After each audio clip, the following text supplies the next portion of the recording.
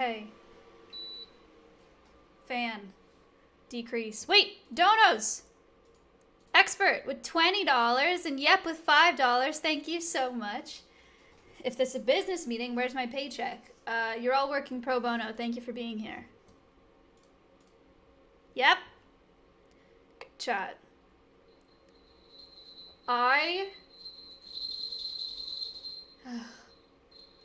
Thran, thank you for the 3 months. I was supposed to fly him today, but I couldn't.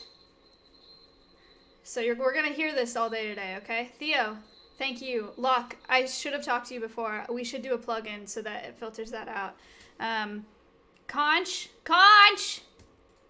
24. 24.32. Koopa Steve with $77.77. Thank you so much. Can you do that? Yeah, I think so. Koopa. Thank you, dude. Oh my god. Drizzy, you're insane. Drizzy with $500. Josh with 16 months. Mac with $10. Thank you. Drizzy, did you get your item yet? It's been shipped. It's on the way. I don't know if you've received it. But I've seen a lot of them have been delivered. A lot of the auction items. Expert, thank you for the $20. First goal achieved. Holy crap. What's up, guys? This is going to be a pretty low-key... This isn't like a big-time fundraiser, obviously. It's pretty low-key, but I figured I'd do it anyway and give you guys some updates. We have a couple calls set up with some folks who are doing work for alveus. I did not. I'll check, actually. Cool. Warbird, thank you for the 20. I'm not sure if yours has been delivered. I can't keep track of all of them, but... Warbird, thank you for the $20.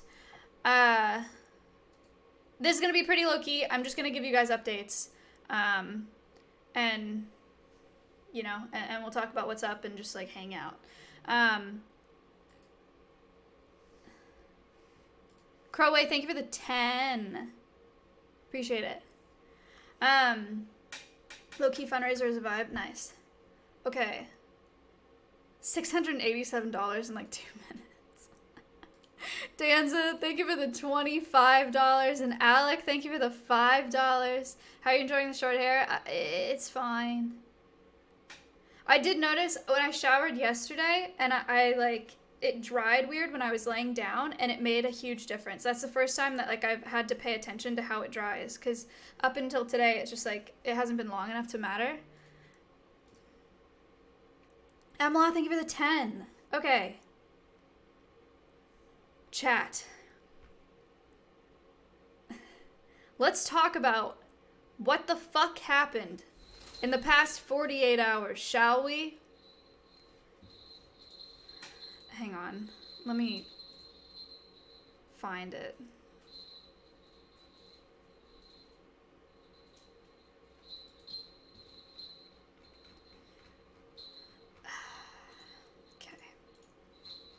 Okay.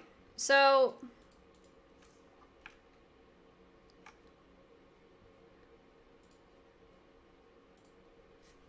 Ron John, thank you for the 15. First of all, everything is fine, right? Everybody's safe. Everybody's fine now. Do you guys notice anything different? Do you notice anything different about my hands? No. Some people actually notice. Okay, I'll give you a hint. What about now? Jarn, thank you for the 2 months.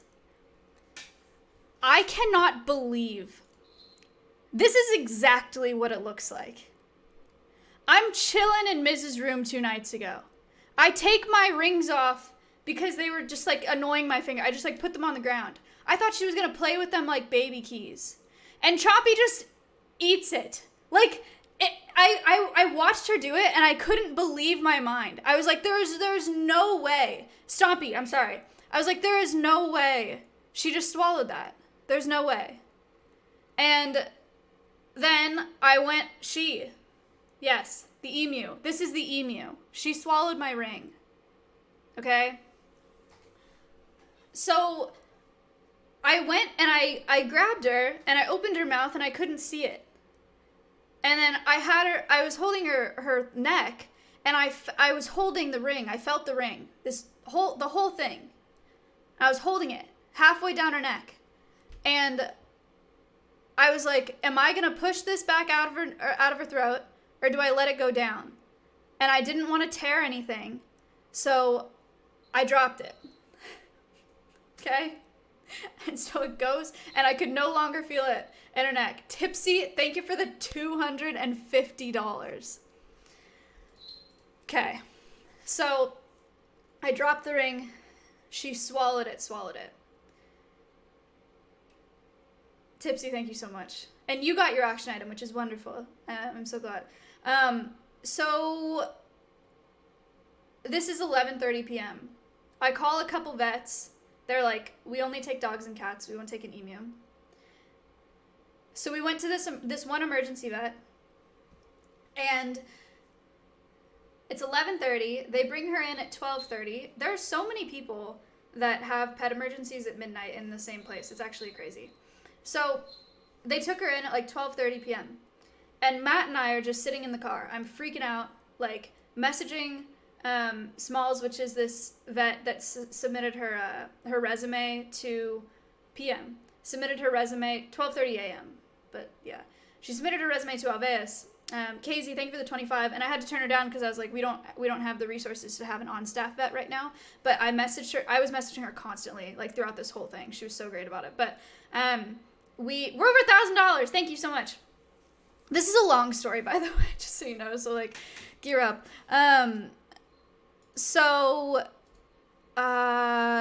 To my team, I see a lot of messages in here. Let me know if I need to know something, okay? Because I don't want to read everything right now. So they took her in at 12:30 in the morning, and then Matt and I are just sitting in the car. I'm freaking out. I have no answers. In my head, I was like, there's no way we can leave it there because it's a foreign object. Maybe there is a way we can leave it there. Maybe that's a thing. Because emus eat rocks for digestion. I was like, I don't know. Maybe it's okay. I wasn't completely sure if the ring was fully sterling silver. And silver is okay, but if there was any other metal in it, thank you. Any other, like nickel or, God forbid it's lead or something, which I knew that it wasn't. I was pretty certain that it wasn't. I was like, there's a toxicity issue. There's the chance for obstruction, or, a blockage that prevents her from being able to go to the bathroom. So I was freaking out, and I was like, there's no way she can go under and they can cut her open. So I'm freaking out for 2 hours. And then 2:30 in the morning, they finally call me. We're sitting in the car because all vets are curbside right now. You just have to sit in your car. They come get your animal, whatever. And they call me and they're like, hey, just so you know, we don't have any of the equipment to do anything. We could do an x-ray, but if we do an x-ray right now, by the time you get her to someone who could do something, it may have moved anyway. And I was like, okay, so is there a reason that you couldn't tell me that earlier?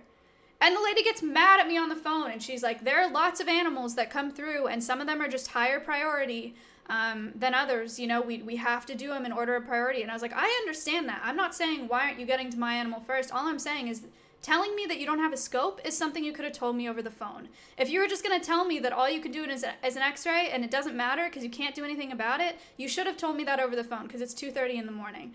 And she's like pissed. She's like, she thinks I'm one of those pet owners that's just like, my animal's more important. And it's just, it was whatever. So we got home at 3 in the morning, right? I dragged my mattress into the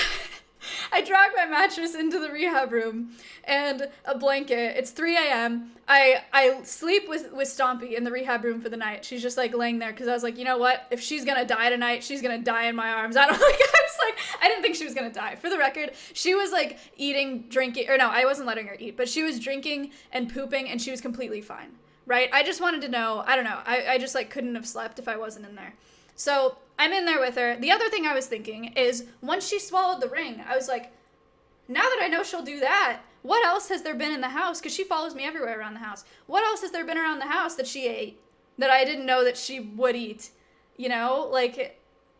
So I sleep with her, and then that's at I fall asleep at 3:30 with her. I wake up at 7 a.m. so that I can call all the vets because all the vets open around about 7 a.m. So I'm calling vets. First, also, side note, the emergency vet that I brought her to, when the tech came to get her from my car in the crate, she said, what species is this, by the way? And I was like, it's an emu. And she's like, okay. And took her inside. So then I'm calling vets the next morning. I have talked to well over a dozen vets in the past 48 hours. The good news about this whole thing is that I know vets in this area now. Is that a weird question to ask? For a vet, it was a little bit unsettling. For anyone else, no. But for someone that was potentially going to cut into my animal that night, yes. Or that's what I thought anyway. So then I'm calling vets. One of the vets that I called was like, I said, I have this 17-day-old emu. She swallowed a ring. I need to know what to do. Do you know every kind of animal? Is that weird for me to be concerned about that? I also called and told them what it was. Okay, whatever. So one of the vets that I talked to, I said I have an emu, a 17-year-old emu, and she was like, this might be a weird question, but what kind of animal is that? Is that a bird? And I was like, yeah, it's a bird. And she was like, okay, we don't take birds. And I was like, okay, thank God. So I'm calling other vets. I finally found a vet that would take, I meant 17-day, yeah, that'll take an emu. So I bring her to the vet. They do x-rays. I was terrified the whole time that they were going to find something else in her. But this is the x-ray. So all that was in there is the ring, right? And the other concerning thing about this vet was she told me, the doctor, like the vet, was like, you know, this ring is in here, but I'm hoping that it's still in her crop and I can just take it out with hemostats. And I was like, okay, well, that's going to be a problem because ratites don't have crops. So you're not going to be able to take it out. Because she works with parrots, and parrots have a crop, right? It's like, so do birds of prey. It goes into the crop first, and then proventriculus, whatever, right? That's like how it works. But ratites don't have crops. Emus don't have crops. And I was like, okay, like, you're not going to be able to take it out of her crop because she doesn't have a crop. So then they did this x-ray. They showed me the x-ray. Everybody at the center was obsessed with her. Or everybody at the vet was obsessed with her. They loved her. They all took selfies with her. Great. Like, whatever. And then they told me after they took the x-ray, they were like, yeah, so we did this x-ray, but unfortunately, we don't have any of the equipment to do anything here. But we did take this x-ray. So the place that I can recommend that has what the equipment that you need to take this out is 3 hours north. So they give me my emu back, and I drive directly from that vet office 3 hours north to another vet office. That's an avian and exotics vet office. So I get there, they take her in, and I got there at like 2 p.m. yesterday. And they had other animals. Thank you for the 3 gifted. They had other animals to take care of all day.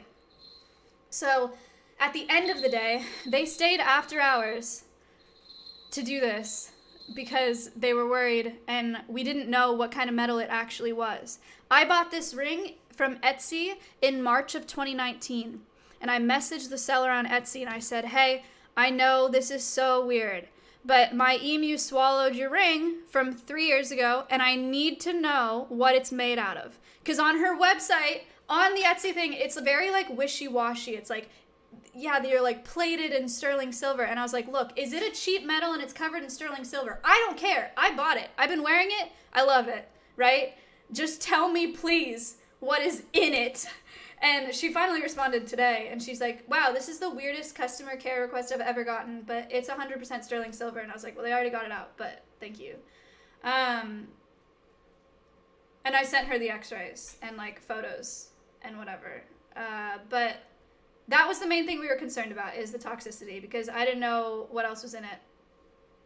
So, spoiler, don't you guys want to know that? I said she was okay. Hesitant, thank you for the 7 months. So, after hours yesterday, the vet stayed and tried to get it out endoscopically, which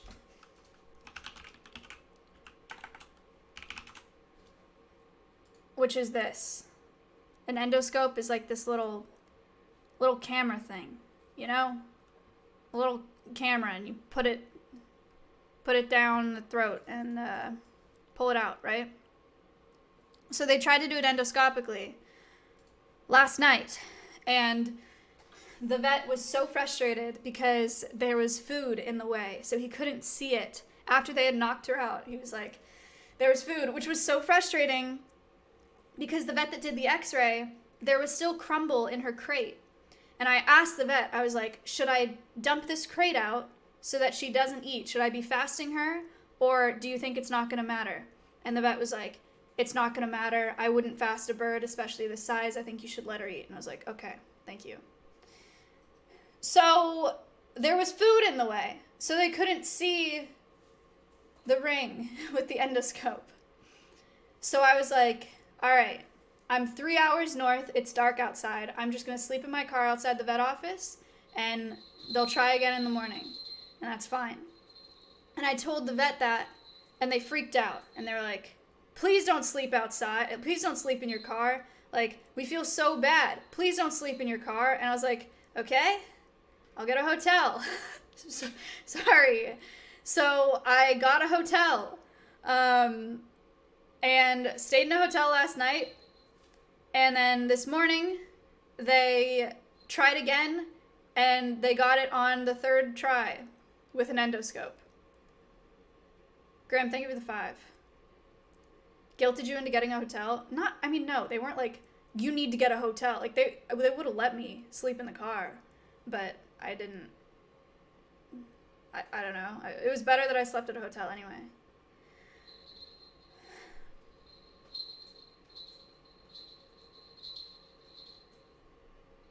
How much did you pay for all that?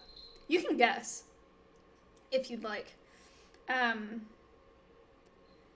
3,000, 8,000, 10,000, 5,000. This is crazy. The first x-ray, $250. Fine, right? A lot less than I thought. Then the second, yesterday at the vet, $859 for them to try the endoscope the first time and to knock her out.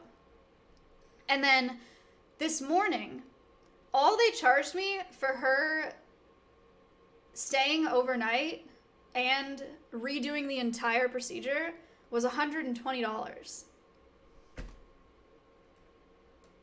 They fudged the shit out of those numbers. Monkaroo, thank you for the 300. They fudged the shit out of those numbers. They did not charge me an overnight stay. Because if you've ever had your animal, Monkaroo, thank you so much. If you've ever had your animal stay overnight at a vet, you know it's way more than $120. Sassy, thank you for the 3 months. They just, like, loved her. The hotel costed just under $200, like, with tax. So it was fine. I just, like, laid in bed, half crying, half freaking out, watching Beat Bobby Flay for, like, 5 hours.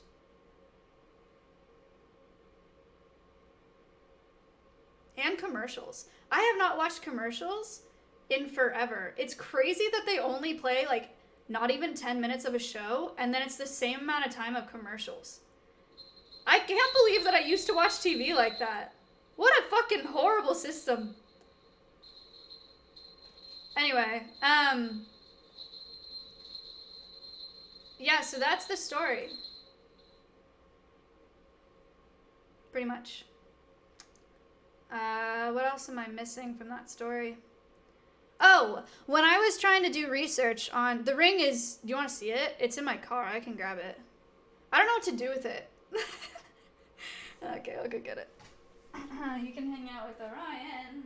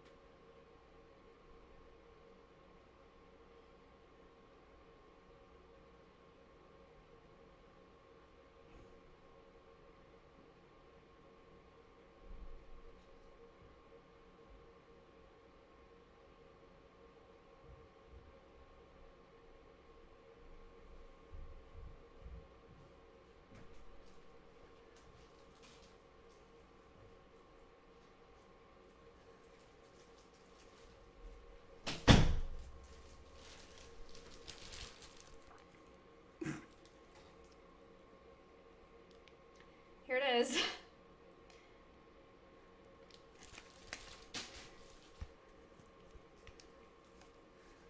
Wear it. Okay, now eat it. You know what's crazy? Is it looks the same. Like, it looks the exact same as before she swallowed it. Look. Please.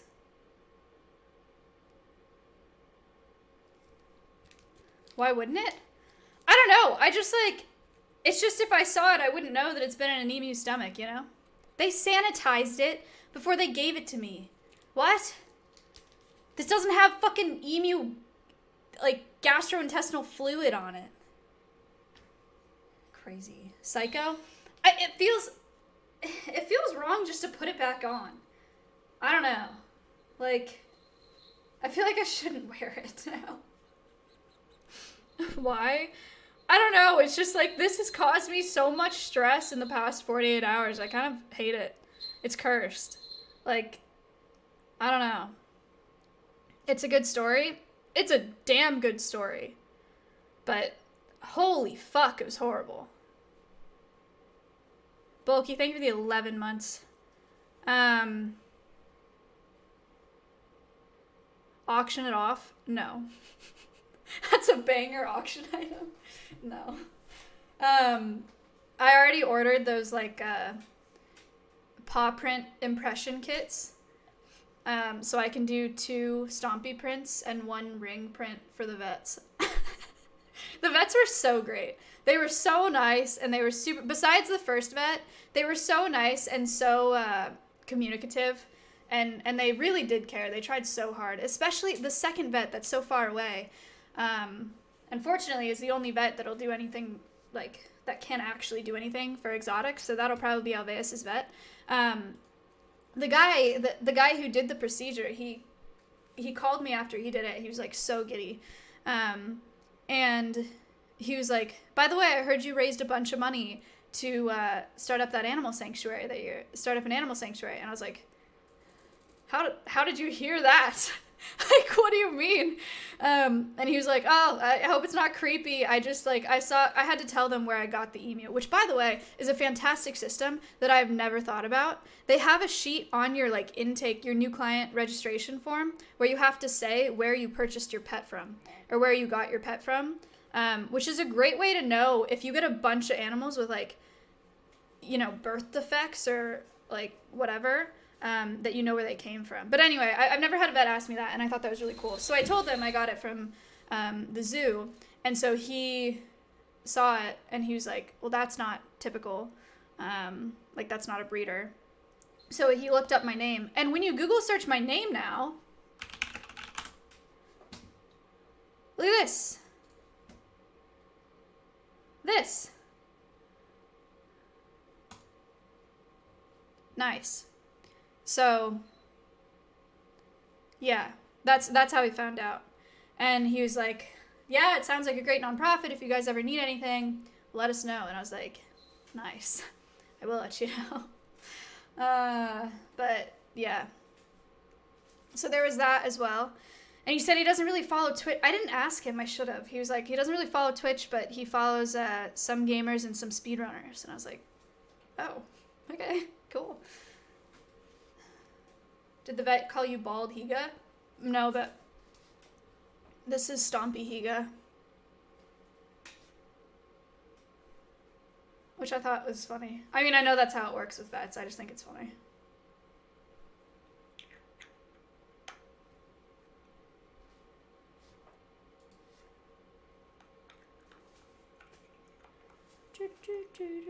He's watching Clint, perhaps. Anyway, yeah, I don't know what to do with this ring now. I feel like I should put my rings on, I don't know, like a necklace or something. I don't want to just wear it anymore, frame it. I don't know. I'll do something with it. But I don't even want to wear it right now. It feels, I don't want to. Feels not right. But yeah, that's been the past 48 hours. Oh, that's what I was going to say before I left. And I did some research about whether or not she was going to die.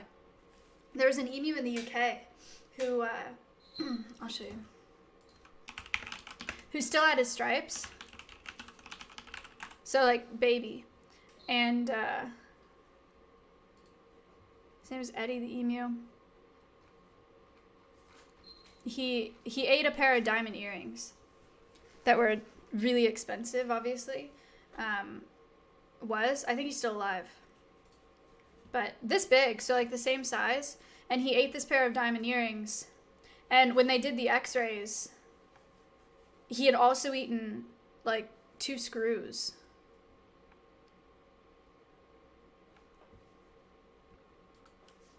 And they weren't able to get them out for whatever reason, so they just left him in there and he's fine. He's fine? I don't know. And then, Max, thank you. It was 16 months. And then Smalls, the vet, she messaged her vet friend who said that, the earrings they were insured. And so the woman got new ones. So she's hoping that her bird will pass them one day, and then she'll have 2 pair. Mom, thank you. Anyway.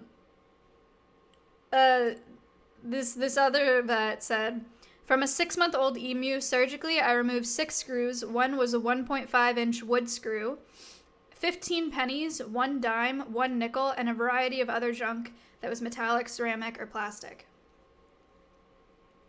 From a 6-month-old emu. So I called my contractor today. This bird is living in a bubble for the rest of her life, by the way. I called my contractor today and I was like, hey, I just want to make absolute certain that you guys are super careful when you're building the pasture fence, and that the whole area, I'll pay you guys extra to sweep the whole area with a metal detector. And we talked about it, and I talked about what happened with the emu, and he's like, you know what, we'll use no nails. They're just going to use bolts and brackets. So there will be no nails in the pasture, but I'm still going to buy a metal detector, and I'm going to sweep the pasture anyway. Myself. So, yeah, and I just have to be really careful with her in the house. I really just, had no idea that she would eat it. That she would eat anything like that. Metal detector stream? I will. I'll stream it. I'll stream around the whole property. We'll, walk around or something.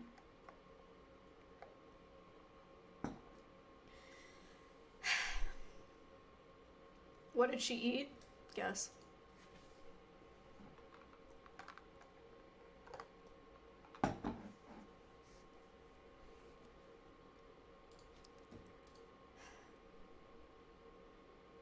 Why get a metal detector? Just put an emu in there. Right. Nice. Good. Thank you. She's fine now. She's been fine the whole time. The whole time. She's been eating and drinking and pooping and running around and zooming everywhere. She's fine. She has no idea what happened. She just met a bunch of people at the vet and she loved them and they loved her. And she was vibing the whole time. Sir, thank you for the $100. Maya was the only one impacted. She literally had no idea that anything bad was happening. She was just fucking chilling, and she still is. I cannot... Yeah, she's gonna be completely fine. She's on meloxicam for, a week. MZ, thank you for the 14 months. They all eat random shit like goats. Yeah, emus eat rocks to aid in digestion. But she's tiny. And the ring is a size 5. Which I know is kind of small for a ring, but for her is big. Did they confirm her gender? No, they did not.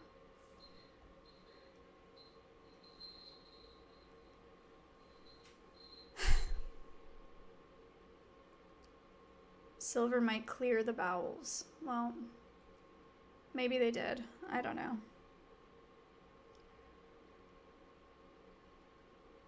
I'm new here. Does the bird like to look at the wall, or is he in trouble? He's not.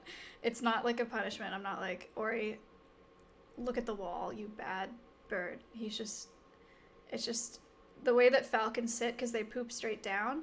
I don't know if I've explained this to you guys. Red tails poop projectile. Falcons poop straight down. Thank you.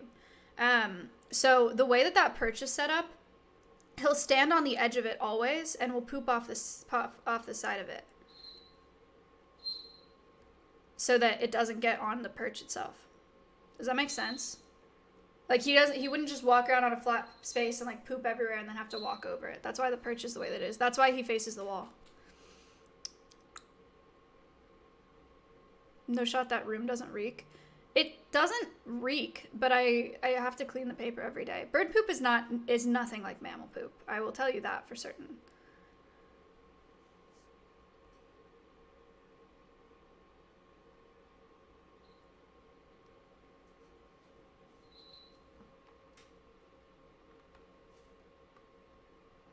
The stuff on the carpet is tiny little feathers from when I feed him quail, and he plucks them off and they fall down. It's not poop. It's like feathers that big. I just have to vacuum. Ahoy. Does he molt? Yeah, he'll start molting in a couple weeks, probably. Any other updates? Plenty. But I think that's the Stompy story. She's fine. But it was a long couple days, for sure.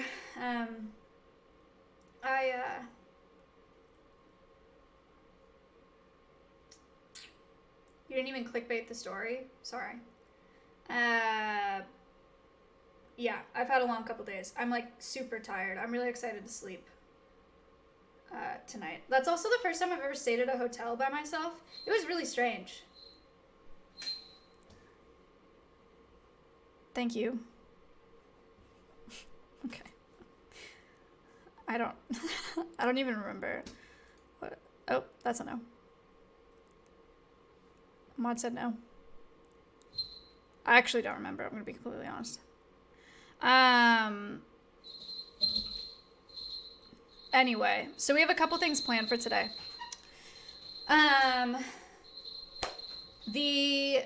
It's just a timeout. Oh, okay. We have a couple calls set up with some folks who are doing things for alveus. Yes, Gruber. I am.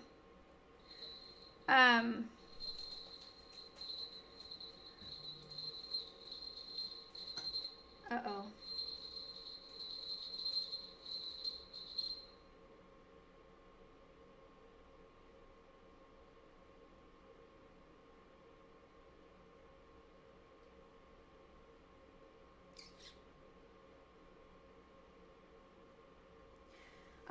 No, not bad. It's just Corridor is coming on Wednesday to film, and we're trying to figure out how to get this camera situated on our birds without it being dangerous. Because the first model they had, like, picture Ori's back is like this, and his backpack is right here. It was a camera that stuck out like 2 or 3 inches like this. And if you picture him, his head's down here and his tail's here, stooping like this with something that's standing up, it just won't work. It's really dangerous because it'll pull like on his back, and so that's not going to work. So then they turned the camera sideways, and I thought that was fine, but my sponsor is saying that it still isn't. So I don't know. It's stressing me out. We don't have a bigger bird. They said it would be fine on a red tail, but not for a stooping falcon, because both of our birds now are stooping over 50 feet, or over 50 miles an hour. Asteroid with the 200. Thank you so much. Thank you. Oh my god. That number went up so fast when I was $1,642.16. Thank you. We have covered Stompy's vet bills. What does stooping mean? It means, climbing up and then... we also wanted to try to do it midday so that they can potentially catch thermals. I've never seen Ori's never caught a thermal before that I know of. A thermal is like a hot air current that goes up like this. So think like Twister, and birds can catch on to that, and then it helps them climb to higher altitudes without using too much energy. So if they can catch a thermal and then stoop, it makes for a way faster, way higher stoop, which is kind of cool. So we're hoping to do it midday. I'm gonna fly Ori tomorrow. I'll stream it tomorrow midday so that we can start adjusting to that time frame. I think I'll stream it. What day is it? Yeah. Yeah, I just won't go to the center tomorrow because I should fly him. Anyway, do they just do it for fun? No, for food.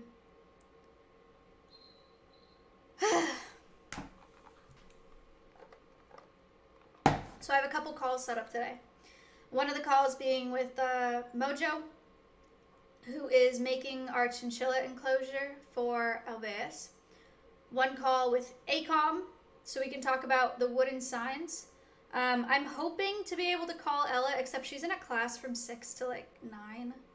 So if we're still live, I'll talk to Ella. Otherwise, I'll just talk about what I was going to talk with her about.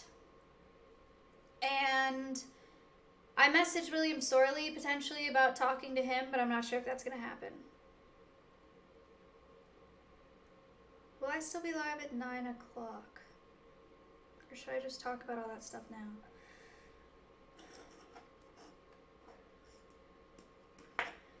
Oh, wait, also Dan. Wait, is Dan here? Dan's here. No. I saw him in Mrs. chat. I don't know if he's here. Dan. Ding-a-ling. Yo. Is it cool if I show them what you sent me so far? Ding-a-ling-ling-ling-ling-ling. Ding-a-ling-ling.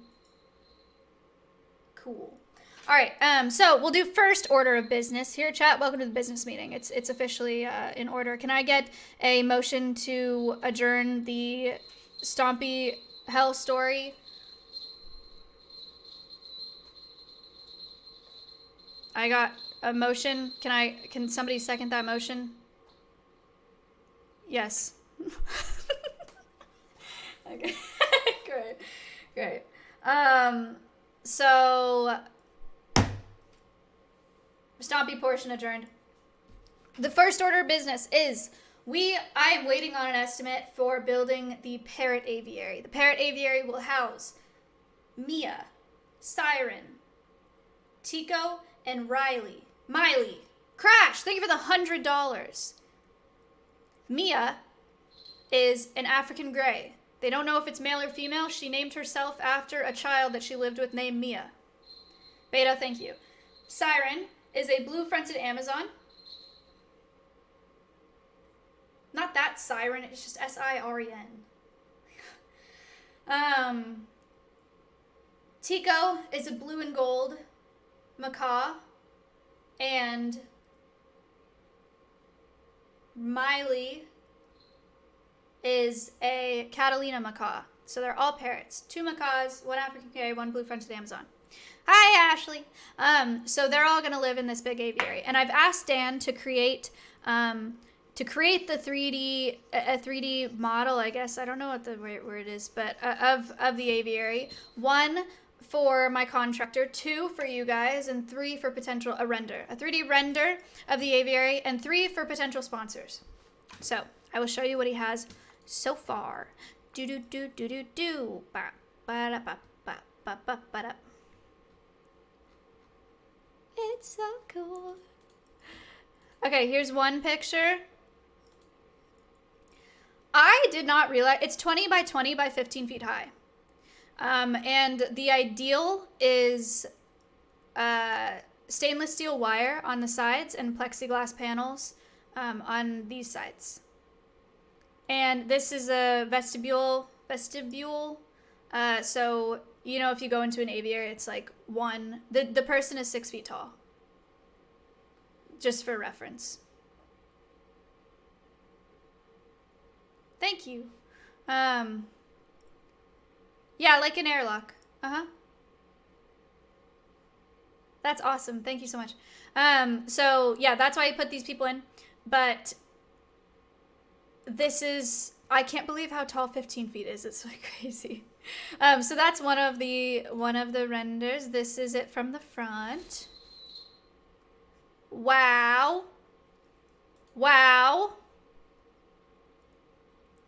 Cool. And then this is it. Again. Wow. Sunset. Pretty. Okay. And this is it from the inside. So again, this is like with ideal material.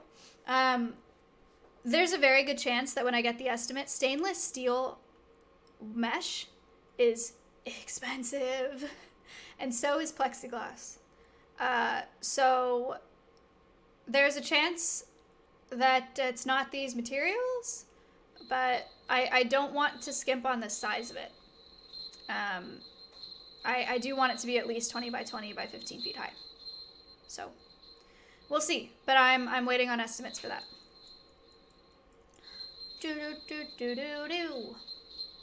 And then yeah, part of the top will be covered probably with like corrugated metal. The plexiglass would be the highest cost. Actually, no, stainless steel is more expensive than plexiglass panels, which surprised me also. But macaws can chew through a lot, so.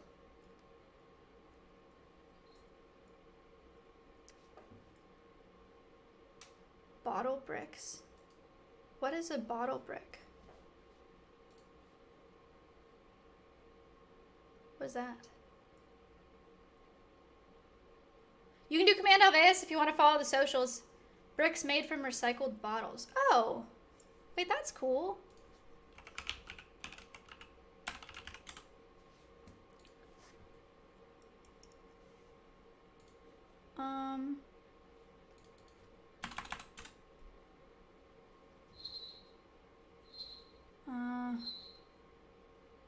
I don't know if this is what I'm looking for.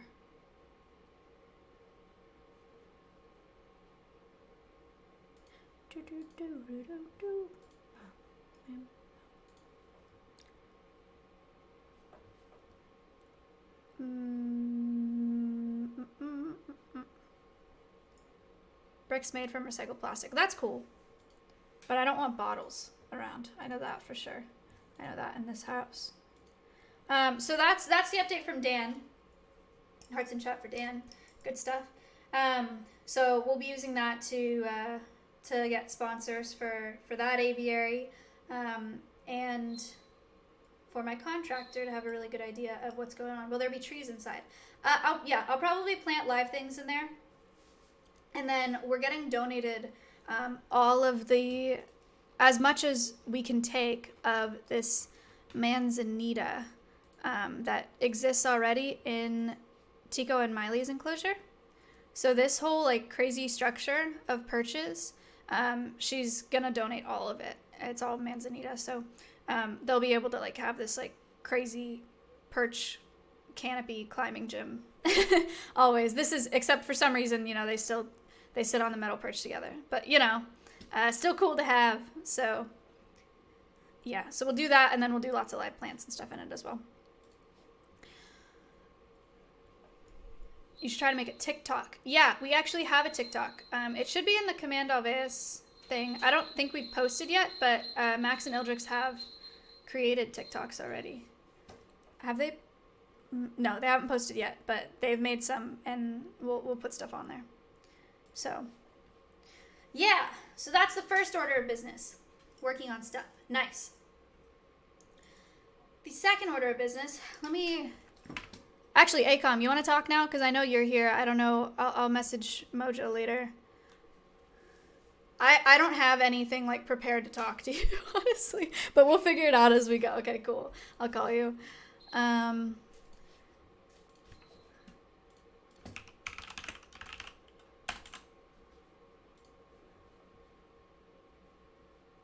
Yo. Okay. So I pressured Acom live the other day and asked him if he would burn signs for alveus. I will pay you for it, if you'd like to be paid for it. But you made all the little... You guys know who Acom is. I don't need to introduce... Do you want to introduce yourself? No. Okay, cool. I make things out of wood. That's it. Sick.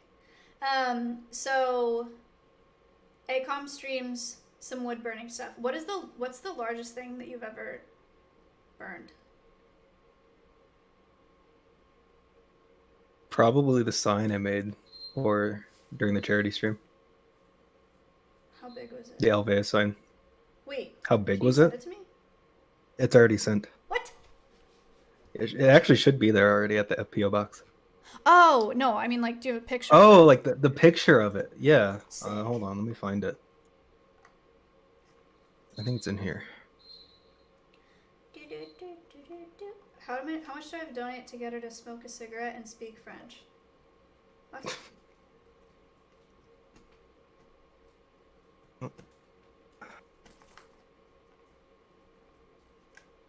So, ACOM is gonna wood burn. Name a price? No, I don't think that's. Seems like it's not allowed. I ACOM's gonna make 2 signs potentially for alveus because there are 3 buildings at alveus, and one is the animal care coordinator house. So Ella will live there. The second one is a nutrition house, so we'll keep all of the we'll do all the diet prep in there and store a bunch of food in there. The 2 chinchillas will live in there, and then there will be an indoor parrot enclosure for Mia and Siren. So the African gray and the blue fronted Amazon. And then Ella will have to put her rabbit in there at night because she'll have her outside during the day. But then at night, because Ella's now taking Bella and Maverick, not just Maverick, because my mom's dog hates Bella. So she'll take both of them. Bella would harass her rabbit at night. You found it. Wait, is this you? Yep. Yeah. Oh my Yeah. God, that's so fucking sick. Okay. So ACOM did this, and he's done lots of wood burning that he sent us as well. This is so cool.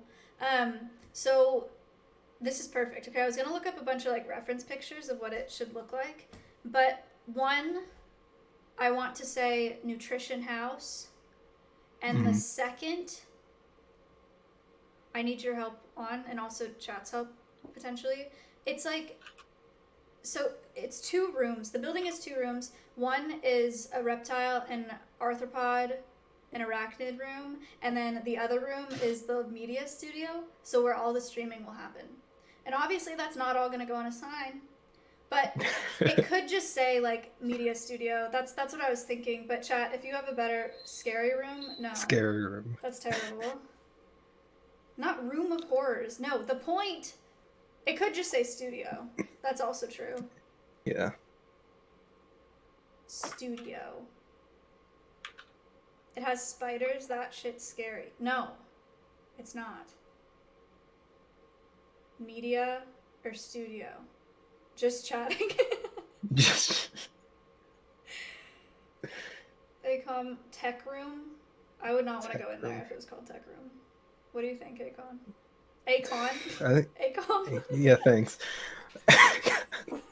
See, I'm used to acorn. Acorn! All right. Yeah. That's fun. I like that. I think studio is good. Okay. Do you think that there should it just be text? Twitch I could logo? put a picture. Chat, should there be a picture? Put a camera next to it. With a What camera. I could do T-tours? is I could burn on a separate piece with my laser like a detailed picture and attach it next to the text that I hand do. I can't burn a large piece in the laser, but or I could hand draw a picture. Just it can't be super detailed. Would T-tours be stupid? It is kind of stupid, but like cringy stupid. People are saying no. Do you think that's cringy? I don't.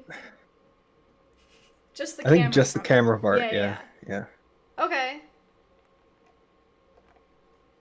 Okay, maybe. Wait, could you do that by burning, or would you use the? I can do that by hand. Okay. And then for the nutrition house, chat.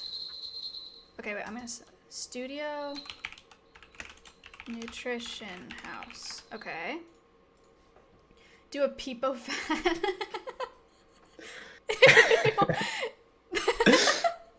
That would actually be really cute. I actually like that.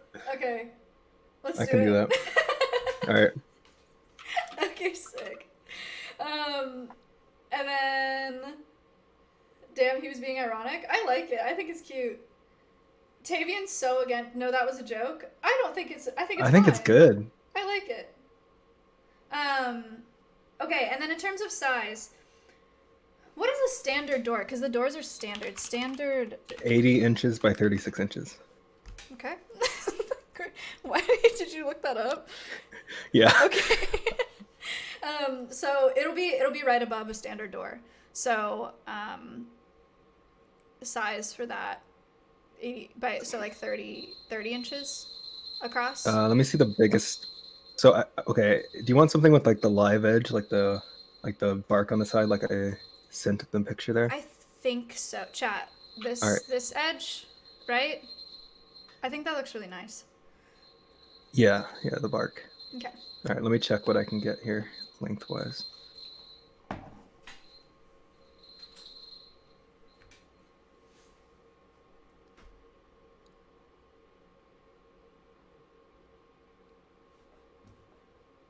All right, I can get 23 inches across, which is Okay.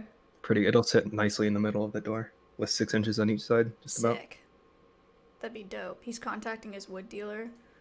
Sick. My wood dealer, known as the hardware store. Oh, nice. Yeah, just. Yep. Okay. It'll be nicer than Big Dog's bench, though. Yes, thank you. It's so appreciated.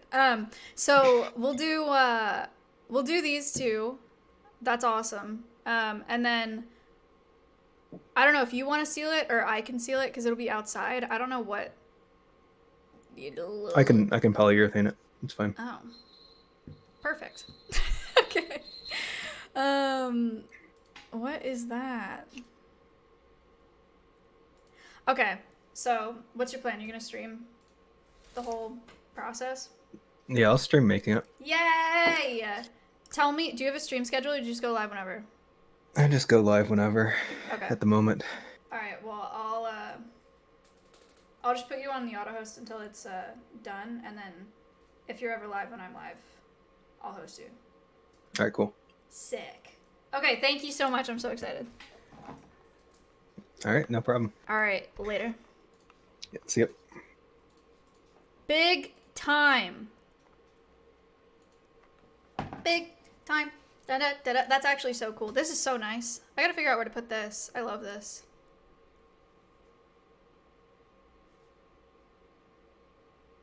Wee.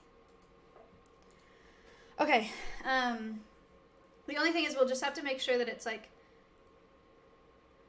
bold enough that it can be read from, a distance. I'm in art college and would love a non-paid opportunity. If you're welcome to send a resume to Maya at alveussanctuary.org, but you'll probably just go on a list of won't be an issue. Dope. You'll probably just go on a list of people that I don't need help from right now, but I may in the future. List buddies. Okay, so there's the call with ACOM. Very cool. Nice. I'm excited. I also had a photographer mail me some prints that are at the P.O. box. I just have to pick them up. But he's a wildlife photographer. And so he sent some prints that we can put up at Alveus as well. I'm really excited for that. That was quick. Yeah. Oh, also, somebody asked, sorry, this was 3 minutes ago, but said, have you considered for live events like a Twitch channel or Alveus with a 24/7 cam for a week in a particular enclosure? Yeah. So one of the things that I was thinking, and this is like totally in the works and absolutely not decided, and this is a good time to talk about it, is I've recently had a call with a company that is creating this live camera that's AI for detecting or IDing bird species. Like it's one of those cameras where if a bird shows up in it, it like puts a box around the bird and it says like 62% certainty this is a Carolina wren, or whatever. And they're working on making a model that's like that they can sell to the general public. And they want me to be part of their pilot program. And so I've talked to them a whole bunch, and I told them I would if it doesn't. I'm worried about bandwidth, and I don't know if it is a good idea for me to run a live stream at that facility based on how much upload speed I have. If that's a possibility and it's not going to be a problem, I'll consider it. And I think it'd be kind of cool to run a 24/7 live cam in the pollinator garden, just like birds and whatever. But Starlink, yeah, I'm supposed to Connor has told me that I'm supposed to, that I should purchase that. Or not purchase, pre-purchase? I don't even know how it works.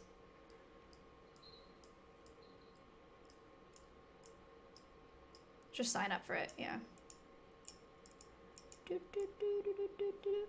I got linked. Recycled art ideas. Building with eco bricks. Glass bottle walls. Oh my gosh. Ooh. It's like mosaics. Pretty. Well, I don't know that this is very pretty. But the inside is pretty. And then eco bricks. A salad. Yeah, we can do like fun arts and crafts and stuff as like content, just whatever. But I heard you want a zebra. No, I have not. I would like to get a zebra, but I'm not sure how to acquire one. I'm not quite there yet. Okay, so that's the idea for the bird thing. Also, I have a shipment on its way from this. Actually, at this point, I think I can tell you what the company is. This is alveus' first like partnership, but it's not a paid partnership. It's not a sponsor. And the only reason that I'm accepting it and promoting it is because I do like what they're doing. They do, they're UK based, but they do,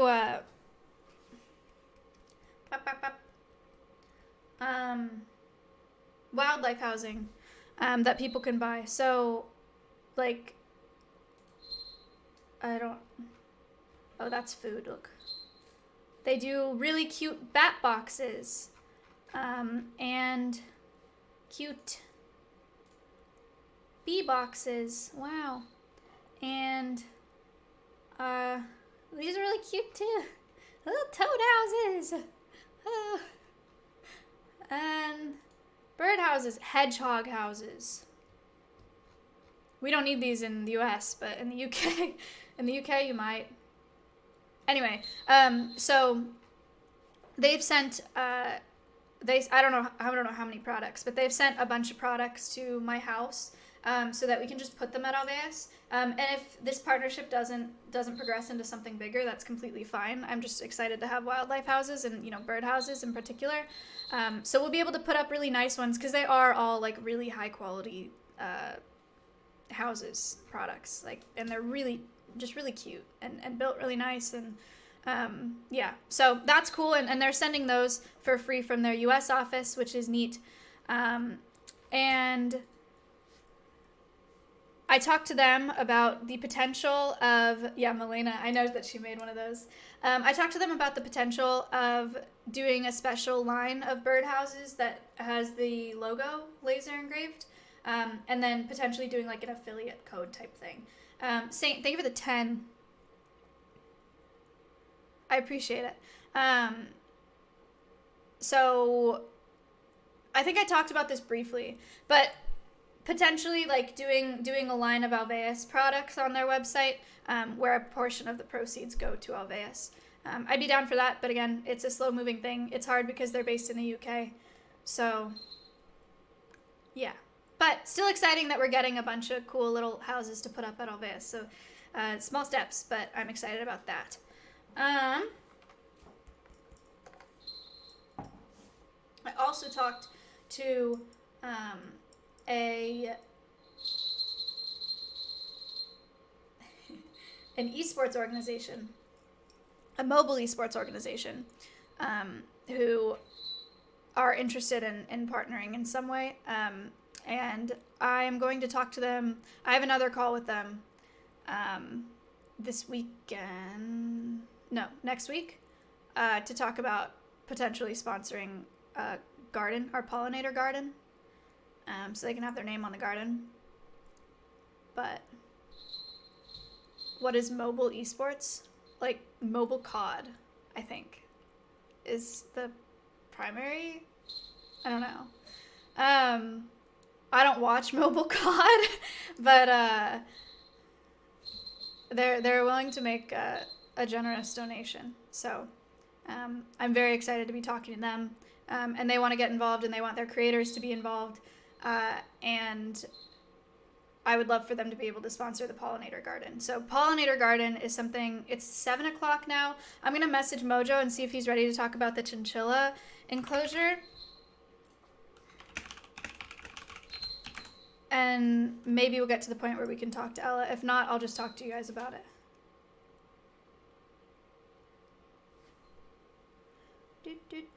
It's not like an esports.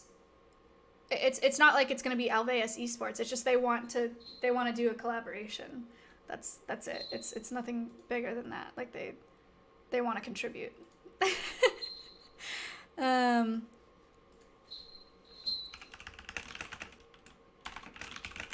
Okay, so this guy reached out to me and he was like, I do woodworking. I'm trying to do woodworking full time. It's my dream to woodwork. He dug a fucking trench out to his shop so that he could stream there because he just wants to stream woodworking. And he offered to do a project that we wanted for free.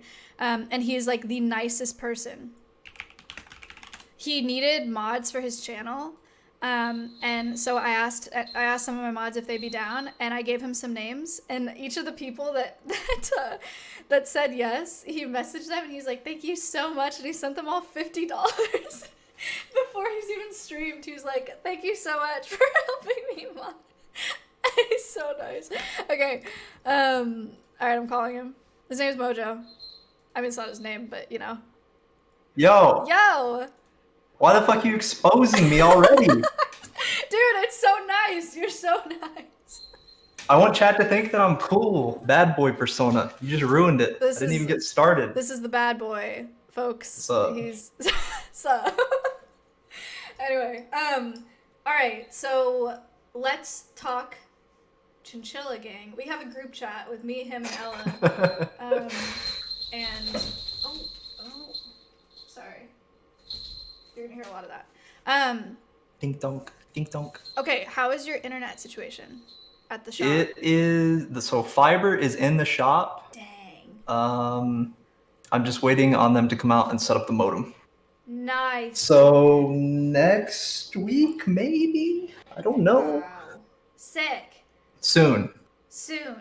Okay. Yes. Let me just I'll pull up the pictures that you've sent, and we'll just like go through them. I don't know if do I need to fix, oh no, he figured it out. These pictures are of, tell me about your nose flute thing. What is this? Him and Ella you and Ella were talking about a nose flute. Oh, well I don't know. We were just talking. I was just, getting to know Ella. Okay. She's cool. I'm gonna make her a nose flute so that she can learn how to play it. Hey Maya, I know you're not hiring, but I just started working on your website.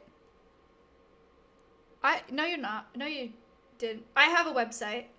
But thank you for. If you want to send me a resume, you can. But I already have a team that's working on the website. Okay. The first thing. Okay, so should I call you Mojo? Is that what you want to be called? Yeah, okay. That works. So, and your Twitch channel is what? Mojo Makes It. Nice. I'll type in chat. Let's go. Any gifters? Any gifters? Come on, guys. Okay, all right. Here we go. This was a mistake. Anyway. So, Mojo, we were talking about the chinchilla enclosure, and Ella and I were like, we want it to be kind of large. We know we want it to be in the nut house, and we know that we want it to be like fun for them and interactive for them, and we want enrichment items in there. And I've showed you guys some of this so far, but the first thing Ella and I were like, can we make something that's easy to clean and that where we can have perches that can be changed out, like platforms, because chinchillas like to climb and like run around and whatever, but it's good enrichment to change around perching and change around their environment. So we were like, let's do it's a whole story. We were like, let's use pegboard. Yes, go ahead and make your child jokes. Anyway, so like this thing, and we were like, can we do perches in here? And then Mojo didn't like that idea because pegboard sucks. Right. So then he came up with this idea, which is you could explain it. So a French cleat system is essentially, it's like two 45-degree angles and they mate together. So you put the female cleat on the wall and then the male cleat on whatever you want to put on the wall, and then you can move it around, and yeah, it'll be cool, I think. Sick. They'll be able to move it around so the chinchillas don't get bored. Sick. So Okay, so that's the first thing that we came up with. Then I think you sent the wheel after that. Oh, this whole shape. Okay. So you're building this in 4 sections. How are you doing this? you should actually go look at the latest 3D model, the one that True. I Okay. linked. You linked There, I'll link it this. to you again. Here, let's look at this link. And you can put that in chat. It's a public link, so they should be able to look at it and like move around and all that.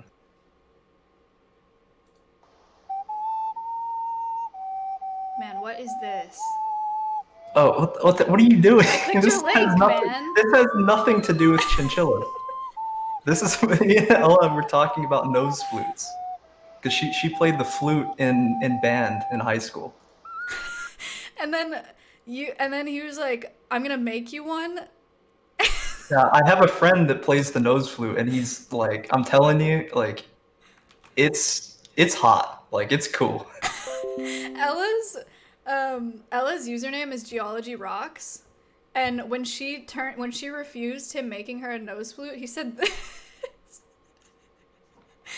What the hell? Leaking DMs. What the "Okay, hell? all right, I'm opening the link right now." Okay, this is.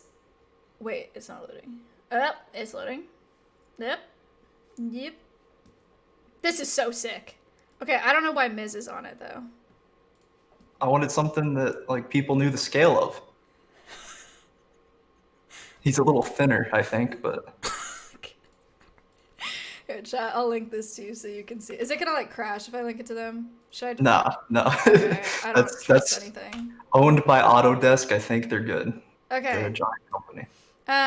So Oh, you never know. this is what it's gonna look like. Amazing. Hello. Wow. Wait. So are you building this in? Oh my god. Are you building this in old Miz? So scale? I was gonna do it in 4 sections, but I was thinking that might be a little tricky to get it to all line up and look right. Mm-hmm. Whenever it's all sitting down and in place in the building. So I'm gonna do it in 2, top and bottom. Okay. It'll be just as easy to get in there. I mean, it'll be like moving any other big piece of furniture, so like a dresser. Oh, chinchilla. Okay, and what are the dimensions? It's 2 foot deep, 7 foot tall, and 5 foot wide. Let's go. So, That's sick. it'll be That's a good. great size. I'll be sure to put the like latches and stuff down low so you can reach them. I won't put them at the top. All right. So the next thing that he was talking about, where's the little fucking wheel that you linked? Was that at the beginning? I may have missed that. Yeah, it was pretty. I think that was the first Oh thing my I said. god, yeah, here it is. Okay, so this, open. This, but, coggers. Unless you guys would like a different emote, because this is what Mojo put on it.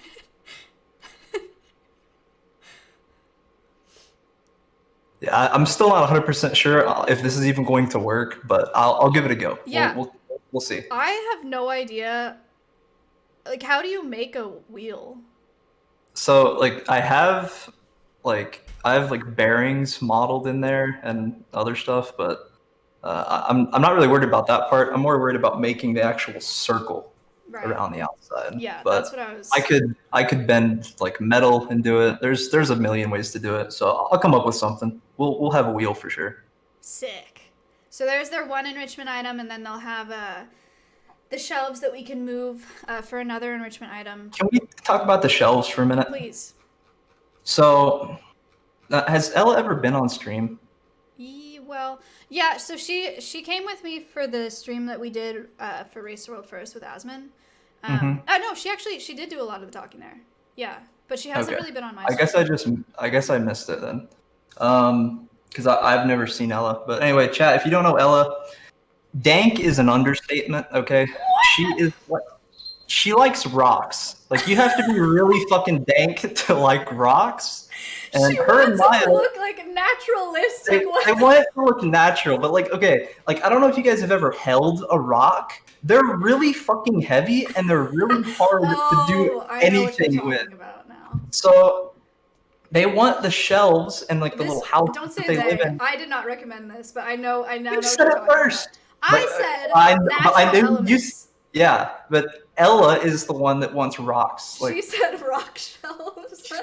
So anyway, so I go to a rock store yesterday just to peruse their rocks they have for sale to see if they have anything that'll work. Now, they had mostly small gravel and stuff that you like would put in flower beds, Right. and then they had giant boulders. Some of them like over 1,000 pounds, like moss growing on them, like straight out of SpongeBob, like pioneers ride these babies for miles, like that kind of shit. Yeah. So I'm like, how the fuck am I supposed to take this big ass boulder and make it into a shelf? You So don't. That's not something that you have to do. you do, and I came up with a way. So there's really like you got 3 ways to manipulate rocks. Okay.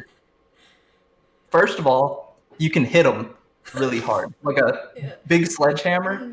Now, I don't know about you. I got maybe like 2 good hits in me with a sledgehammer, Right. and then like I'm out. Like catch me in Amaranth's ASMR stream. Like I'm taking a nap. Okay. Okay, dude. Nice. After that, you can cut them, right? If you can, get them in a small enough form factor that you could fit them on like a saw or something, you can cut them with diamond blades. Okay? Now I have a tile saw. I can make that work. But I need to get them small enough to fit on the tile saw in the first place. Okay. Now the third option, this option is way more dangerous, but it's really fucking cool.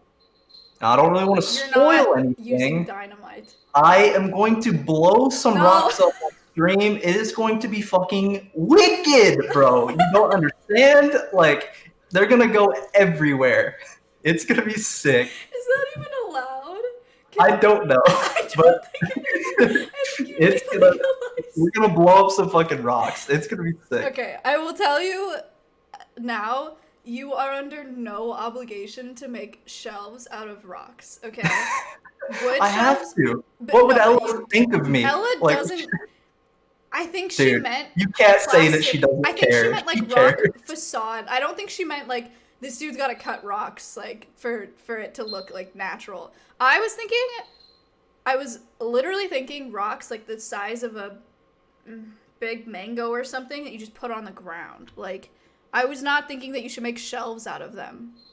Okay. We'll see. I've already done the research. I've already sunk a lot of time into making these rock shelves. I found this like really tiny YouTube channel. This dude makes all kinds of stuff out of only rocks, and I sent him an email, asking him for help. So like, we're gonna make something out of rocks. I don't know what it is. Okay. Maybe I'll just put a rock on a shelf, but we'll see. That'd be sweet. Okay, so there's that. So the thing that Ella and I were talking about, we're like, chinchillas. Here's the deal, and you might be this might be a little capital D colon, but chinchillas, they are pets. It is very like people can get pet chinchillas, right? But these ones are ambassadors that we want to represent their wild counterparts, right? We want to talk about wild chinchillas. We want to talk about wild populations. We want to talk about chinchillas in the fur trade and stuff like that. So we don't want it to look like Dito's cage, We don't want to just like show them off as like our pets at Alveus because it's a wild animal sanctuary. So we were talking things like this, like just like that looks a little more like wood. Yeah, no, I can do that. We can make like real wooden shelves like with the bark on them and whatnot. Yeah, that's sick. Easy. And then this is the thing that Ella was talking about is rock ledges like this, but this is like not like you don't have to blow this up. This is like plastic. I know, but then Moomin's gonna eat it, and you're gonna have to spend like another like 48 hours just like in disarray, walking around with Moomin in your car. Like, what's your profile picture? What is this? It's me in a stormtrooper costume. Yeah. So I'm part of the 501st Legion. It's like the largest Star Wars cosplaying charity group, and they go around to like children's hospitals and stuff. They work with Make-A-Wish a lot. That's sick. What? I didn't know that. It's like a worldwide thing. Wow, I love that. Okay, cool. COVID's kind of shat on it, so I haven't Yeah. done much for them, but I'm eager to do that once everything's back to normal. Sweet. All right. Okay. What else do we have to discuss? Shelves. Yeah, we talked about the shelves. We talked about Ella's nose flute. Ella's nose flute. Your mod team. Oh yeah, the nice guys. All well-adjusted adults. I'll be honest, I was surprised. But really, those are nice. all. You got all guys from my team. One guy that's not on my team, but they're all great. Yeah, awesome. Is it just? It's just the 4, right? Yeah. Lock, Rip. Dion. Oh Space. fuck. Yeah. I haven't talked to Dion yet because he's a Swede, but I already know what he's like. He's a Fortune viewer. You know that because of his profile picture? Yeah.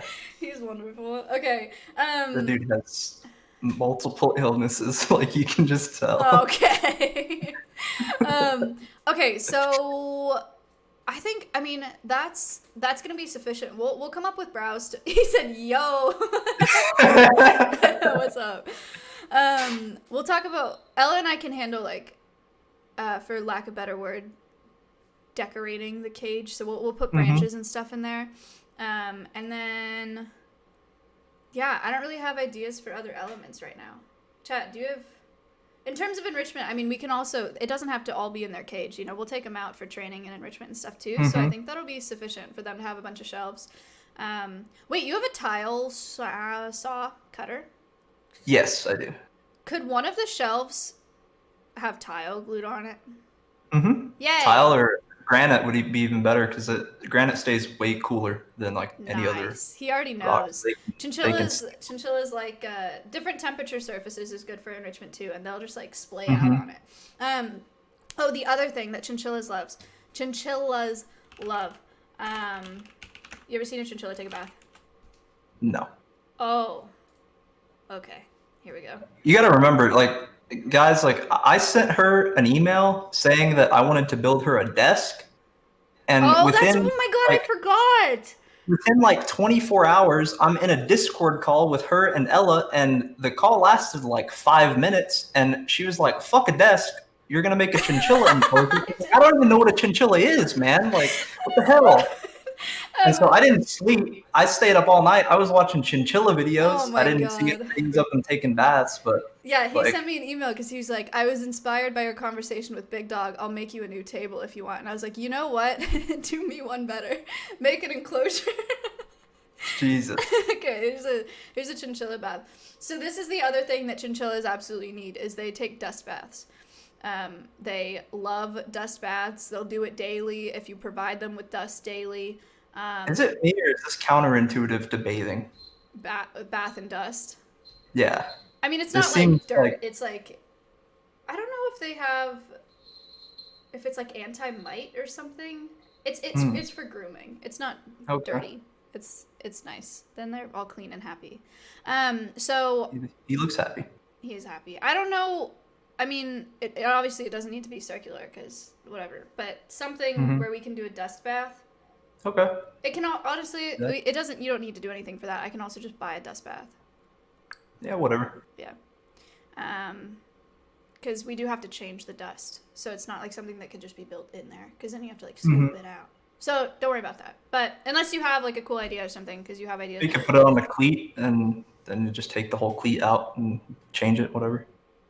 Oh. True. That'd be sick. Okay, cool. We can do dust baths. There's infinite things we could do. Obviously I want chat's input on it as I'm going along building it. For sure. It'll be fun. It'll be good content. Blow shit up. Yeah, we're gonna blow shit up. Are you all set up audio video wise? You have a camera? Oh yeah. So after I got out of that Discord call, I was like, okay, I was just gonna kind of stream for fun mostly, at the beginning. But getting to be a part of this is so cool. I was like, all right, let's get some fucking gear.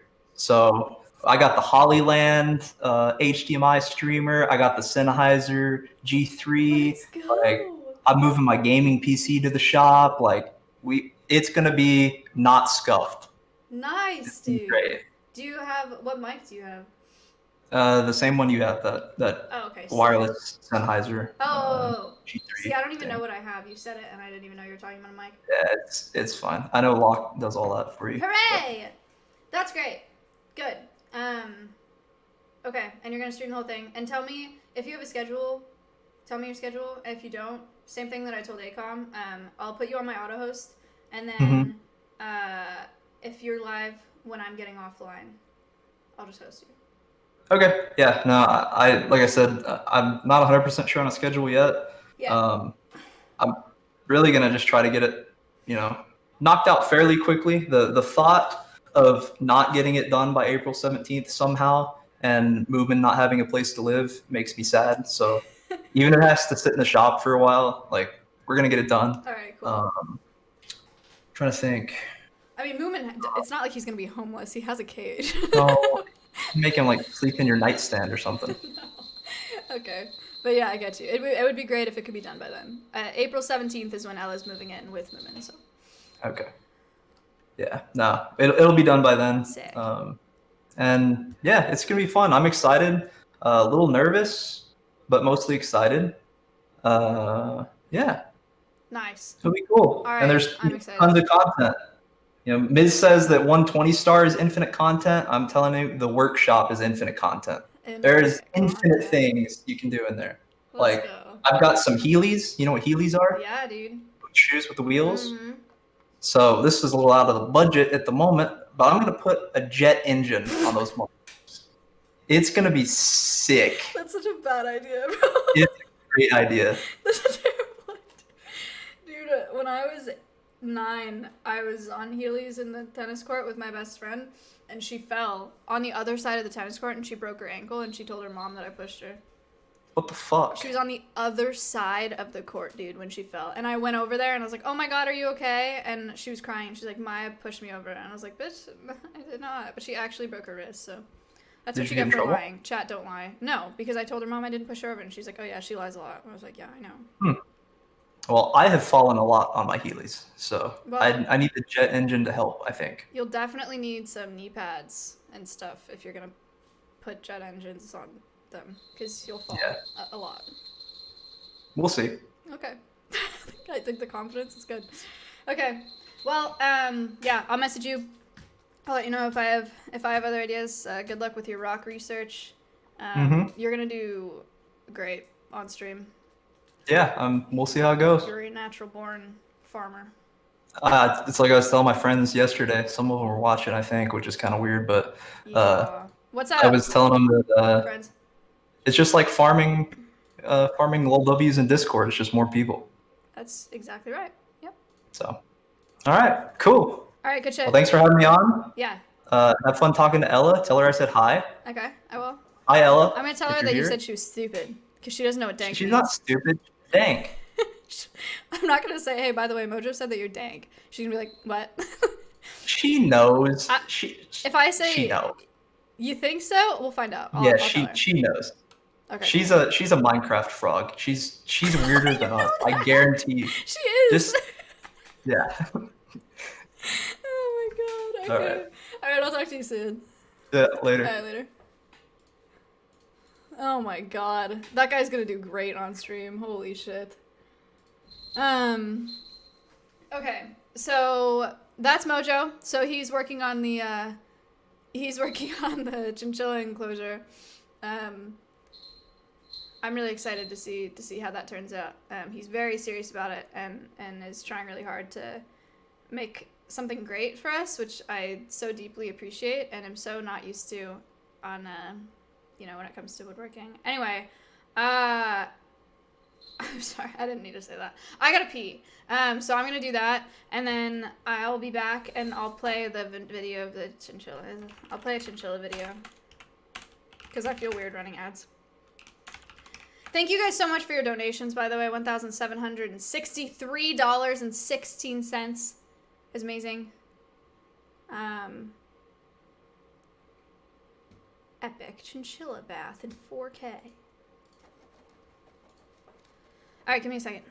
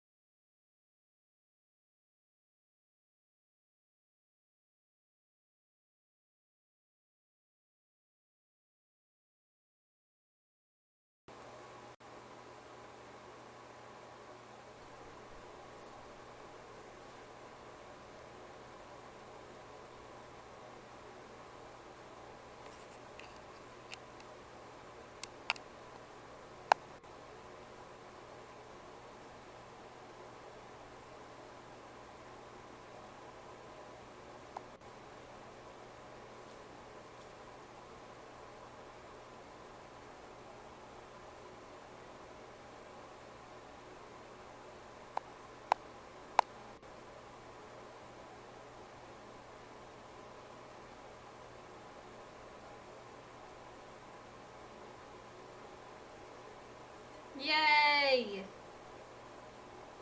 Expert, thank you for the 10.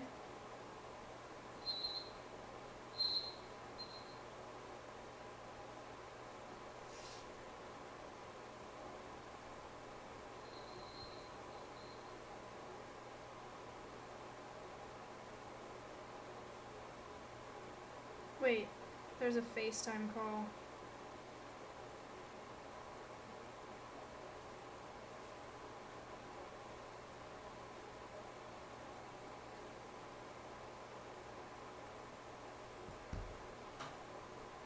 It's not being microwaved. No, it's outside of the microwave. It's just a bath.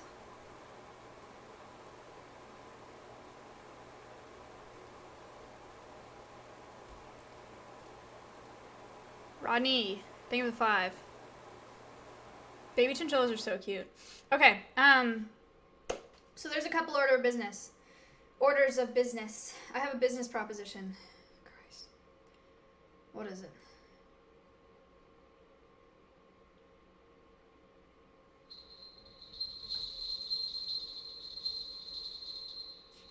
Oh my god, you're so annoying.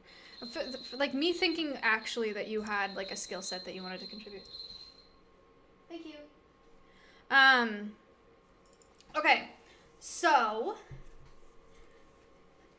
I don't think that I want to wait until Ella's done with her class to talk to her about the pollinator garden and everything, because that's pretty much the last thing that we have to talk about, I think. In terms of other sponsors, I did have one sponsor reach out to me and they wanted to do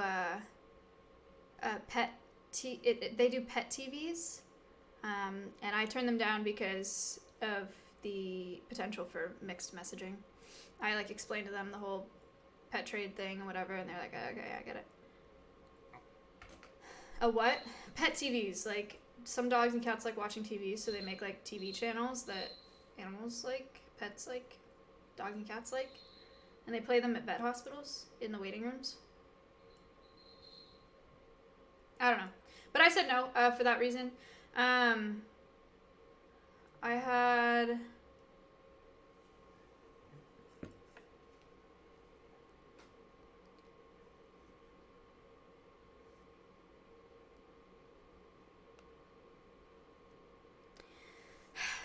so hard. My sponsor is telling them that the way that the camera setup isn't gonna work, and he's just like, he's not like the best texter, and they're trying to figure this out, and like he's not responding, and I don't know what to tell them because I don't know how to change it to make it more aerodynamic. I don't know how to do any of these things.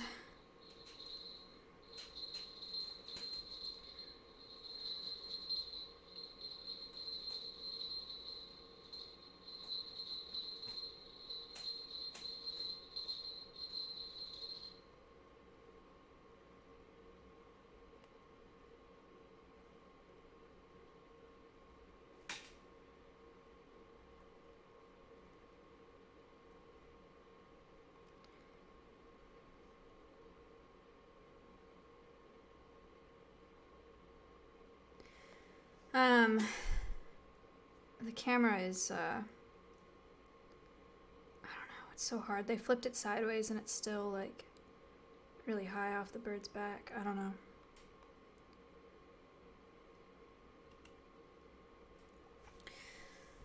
It's stressing me out. Is it a specific camera for birds? It's like a new model that's not been released yet. And the whole point of the collaboration is for this camera. It like stabilizes the horizon. Its specs are like nuts. It's less than 30 grams. So yeah, we need to figure this out. Okay, so let's talk. Do you guys want to talk pollinator garden or vivarium first? Let's talk vivarium first because Ella linked me something a while ago. And I never watched the video and I need to, so we can watch it together. So just so you guys know, Ella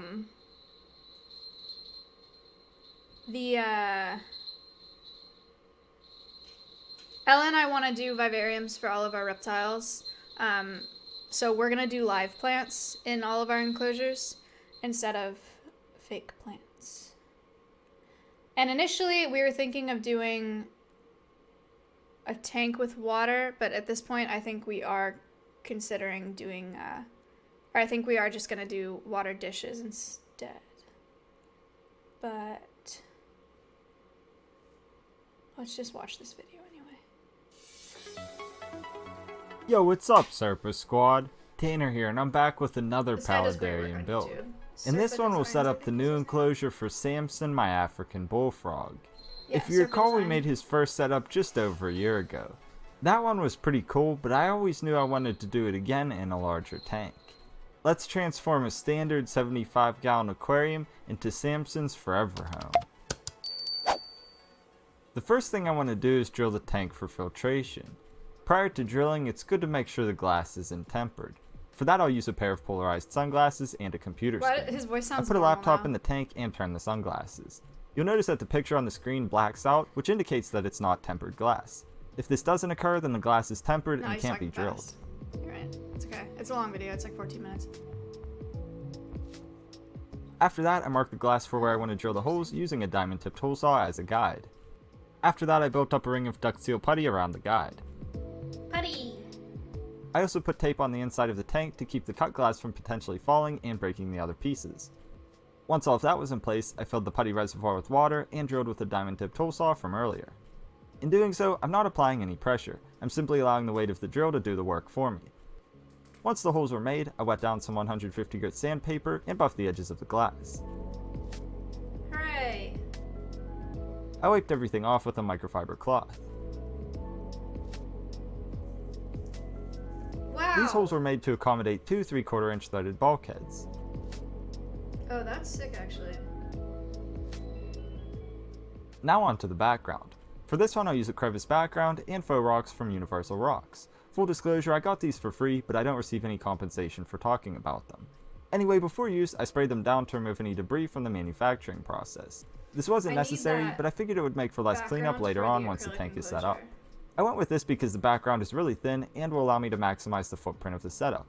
The overall look I didn't also know what that resembles was something called. like what you would see in But he links Samson's all the natural products, so I habitat. should look at that. First, I put the background portion in the tank to get a feel for how it will look. Ooh. Steve, thank you for the $3. It looks good, but we need to drill through it to accommodate for one of the bulkheads. I don't know why For that, my I drilled through the camera's back there, of the it's too silly. bulkhead with a small bit to align the hole. Then I went back with the diamond tip tool saw and made an appropriately sized hole. With the hole drilled, I attached a low profile strainer.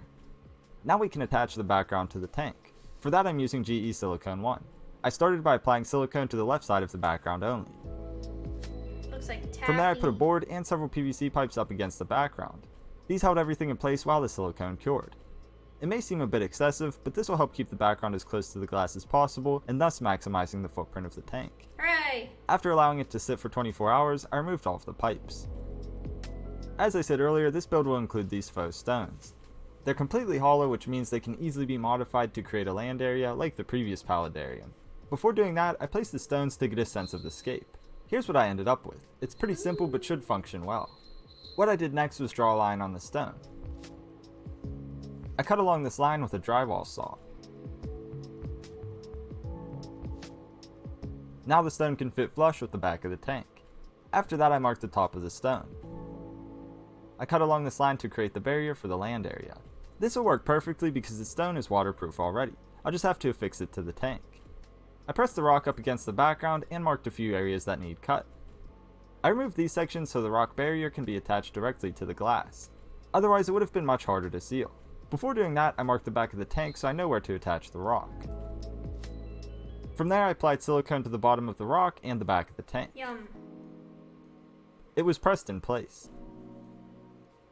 An additional bead of silicone was applied along all of the edges on the outside and inside of the structure. I smoothed them out with my finger. Yum. Like usual, it was left to cure for 24 hours, so it was secure for the next steps. After that, I rolled the background back into place. The other stones were put in place as well. It looks really sharp, but I need to make sure the land area is waterproof. I filled it up and it worked perfectly. Hooray! During this step of the build, I realized I should have included more bulkheads to the back of the tank to make maintenance easier. One for draining the water feature and one for draining the land area. For that, I'm using 2 half-inch threaded bulkheads. I repeated the process from earlier to drill through the back of the tank. I put one near the filter's output and one in the land area. Once they were attached, I put the background in place once more. Now I'll hook up the hardware for the filter's return. For that, I have a 45-degree barbed hose connector, a filter hose, hose clamps, and the return piece for the filter. To start, I screwed in the hose connector. I attached a hose and secured it with a hose clamp. After that, I measured the height of the intake strainer to determine where the return should go. I wanted a few inches higher than the strainer. I marked for this on the right side of the background and drilled a hole. Then I put the filter's return on the other end of the hose and secured it with a hose clamp. It was inserted through the hole in the background. I cut the hose a little shorter for better flow. The remainder of the background was silicone to the sides of the tank like before and let to sit overnight to cure. Now I'll use scrap segments of the background, silicone, and pigments from Universal Rocks to blend all of the pieces together. I siliconed a few pieces over the cracks and filled in the excess with silicone.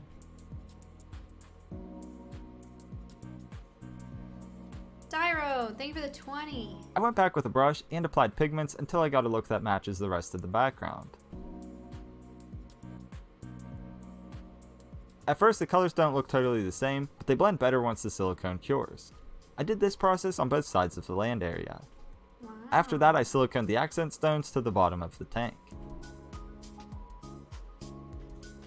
Once everything cured overnight, I ended up with a really cohesive look. With all of that That's taken care of, sick. it's time to address the plumbing and filtration aspects of the build. I went with the Whale 500 canister filter that I got from my friends at Seche. I also received this for free, but just like the background, I don't receive compensation for talking about it. This filter is probably a little oversized for 30 gallons of water. However, I went with something stronger because the tank is 4 feet off the ground, and I need to account for the loss in pressure. I'll also be using 2 threaded 45-degree barbed hose connectors, 2 slip 45-degree barbed I'm too hose stupid for connectors, this. hose clamps, various filter hoses, barbed inline switch valves, OD fusion cement, and seal tape. I started by cementing 2 slip connectors to the drain bulkheads. Then I wrapped the threaded hose connectors with seal tape. These were screwed into the other bulkheads. A short length of filter hose was attached to each of the drain connectors. A switch valve was added to each hose and secured with clamps. I also decided to connect the two together with a barbed T-insert, so there's technically only one drain tube. Oh. Hoses were attached to the appropriate connectors and secured with clamps. Lastly, these were connected to the canister filter. Ooh. With all of the hardware in place, I can finally do a water test. I know the tank will hold water, but I want to ensure all of the plumbing pieces will as well. Sometimes they're not tight enough and will leak. Luckily everything was in order and it held water perfectly. That looks so cool. Now we can finish off the land area. I'll treat this just like I did the previous paludarium. I'm going to use a piece of metalamat as the false bottom and a sheet of geotextile fabric as the barrier. I wrapped the metalamat with the fabric and pressed it down into the land area. I'll also be using the same substrate mix as before, which consists of cocoa fiber, sphagnum moss, and orchid bark. I filled in the land area with this mixture. Orchid bark. Let's move on to the hardscape. To maximize the space for Samson, I'm keeping it simple with a few small pieces of Malaysian driftwood and a single large piece that's covered in java moss. I started by placing the moss-covered That's a piece. nice piece. I like how it looked, but I knew it would fit better if I split it into multiple pieces. After being split in two, it fit into the scape much better than before. Then I added the smaller pieces. Wow. Now let's bring the scape to life with the plants. I'm using most of the same plants as before, including Curlyficus pumila, bird's nest fern, golden pothos, and Syngonium podophyllum. For the planting substrate, I mixed up some sea chem fluorite and fluvostratum, with the fluorite as the primary substrate. I'll also use geotextile fabric and zip ties for this portion of the build. I cut out squares of fabric and filled them with a small amount of substrate. Then I wrapped the roots of the plants in the fabric and lightly zip tied it shut. The excess fabric was snipped off. What I've created is a nice starter pot for the plant. Oh. I did this for most of the plants and placed them throughout the setup. I utilized crevices to keep them situated. Over time the roots will grow through the fabric and anchor onto other surfaces. The only plant I didn't do this for was the pothos. It was planted along the edges of the land area. That seemed to work out perfectly in the previous setup. So that I also should tried to reach out plant Tanner. everything in You know, areas you're where actually Samson right, likely I won't should. ruin them.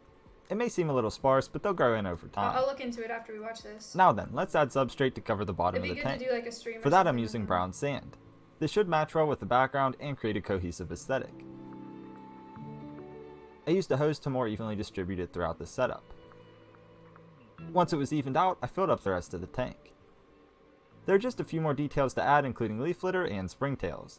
I sprinkled leaves on the land area and throughout the water feature. Yeah, They'll tie I sense I everything saw that together, today. make for a more natural looking setup, and help Ooh. jumpstart the springtail Oh column. my god, it looks so natural. They were added next, and as you probably know, How they'll cool help is clean up that? after Samson. The last thing I need to address in this video are the lids. For that I'll make screens using the method I've shown previously. It consists of screen frames, screen corners, spline, and fiberglass screen. To construct this, you simply cut out the frames and attach them together with the corners. Then you use a spline roller to attach the screen to the frame with the spline. Oh my gosh. The excess can be removed and it should fit right into the aquarium's frame if you measured correctly. I'm not capable.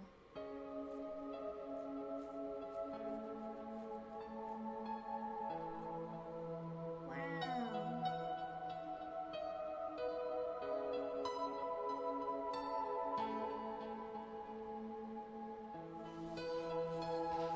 That's wonderful.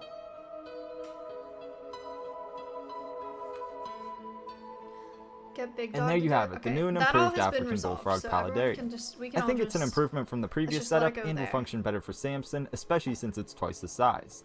We're not going to add him in this video though. I want to let the plants root in and become established for a few weeks prior. Don't worry, I'll show that in a future video. In the meantime, I'll let it do its thing.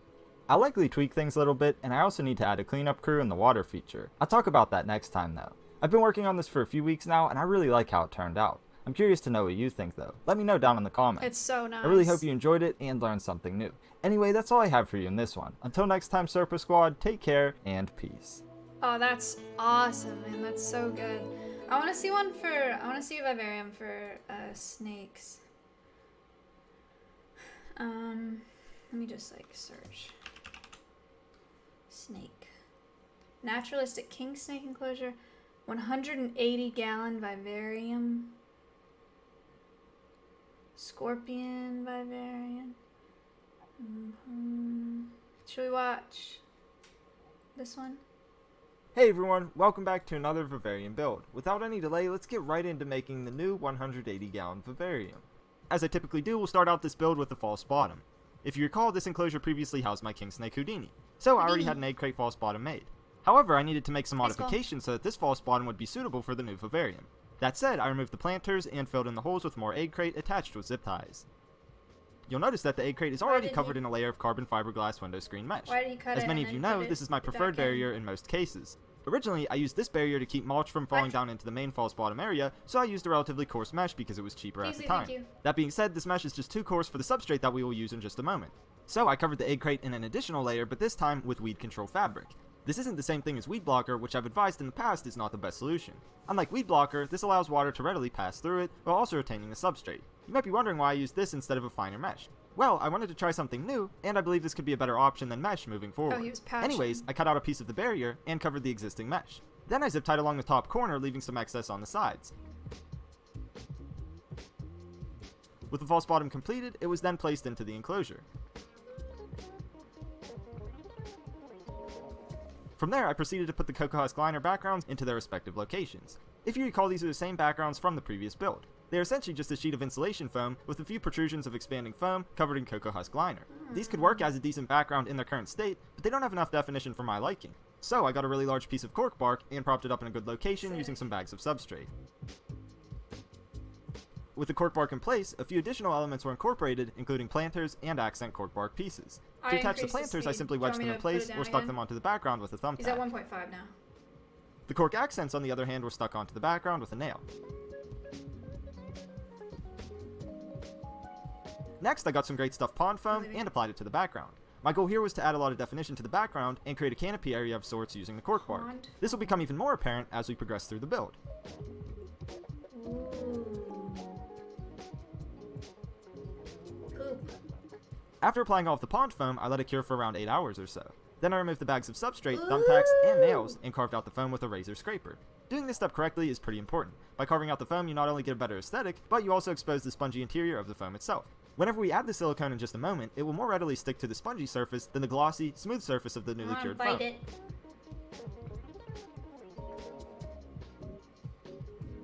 Now it looks like mud. With the foam completely carved out, we'll move on to the next step, which is applying the 100% silicone. To do so, I like to caulk a generous amount of silicone in globs and then disperse it with a paintbrush. I find that this is easier and makes less mess. Next, I got a few handfuls of bark and threw them at the silicone. Normally, you could get away with simply dropping it in place, but since I'm building this vivarium in the upright position, I don't have much of a choice otherwise. The same thing was also done with some cocoa fiber. However, as I added the cocoa fiber, I pressed it into the silicone with my hands. This is really important for the longevity of your background, because otherwise the cocoa fiber is prone to fall out of the silicone over time. That's so cool. These same procedures were then repeated Oh for my the entire gosh. background.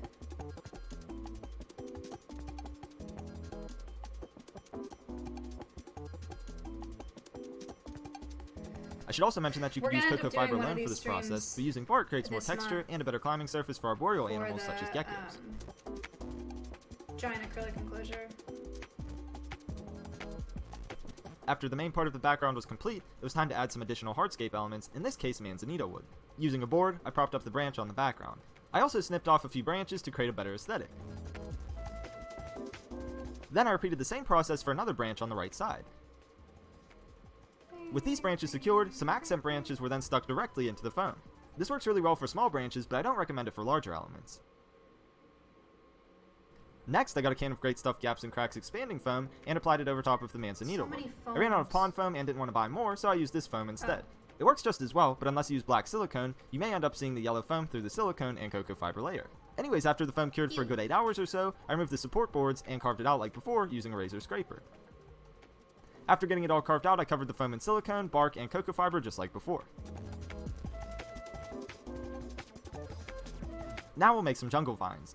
You may have seen one in the previous clips and wondered what it was. Hobbyists have been making DIY jungle vines for years using various methods. I wanted to keep it simple using materials that I already had. So I got 3 different thicknesses of cotton rope. On that, if you're going to take the time and money to make jungle vines, be sure to get different thicknesses. Doing so will allow you to create a much more natural look, which is probably why you're making the vines in the first place. Anyways, creating the vines is quite simple. All that you have to do is get a length of rope, coat it in silicone, and then knead it into some cocoa fiber. With a thicker rope like this, it's a little more challenging because you can't do the entire rope in one go. Even the next thickness down is much easier because you can roll the rope into a ball to apply the silicone. Either way, just make sure you do your best to squeeze the cocoa fiber onto the rope. After you're done making the vines, be sure to let them sit out for at least 24 hours so that the silicone can cure. Jungle vines. With the vines cured and ready to go, let's put them into the vivarium. In doing so, I Oh, wanted to that's twine as so many together as cool. possible, much like you'd see in nature. I also wanted the vines to look like they'd competed against a tree and won the battle. What I mean is that in nature, vines are competitive. They will climb up and over trees and oftentimes kill them. Since the branches are from a dead tree, this will help create the aesthetic that I'm going for.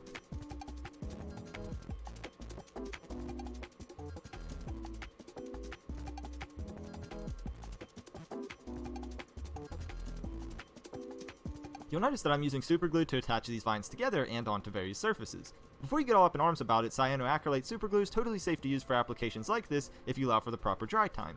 In fact, it's often used in aquarium applications. I really wanted these vines to look like they were stuck to everything, and superglue allowed me to pull that off quite well.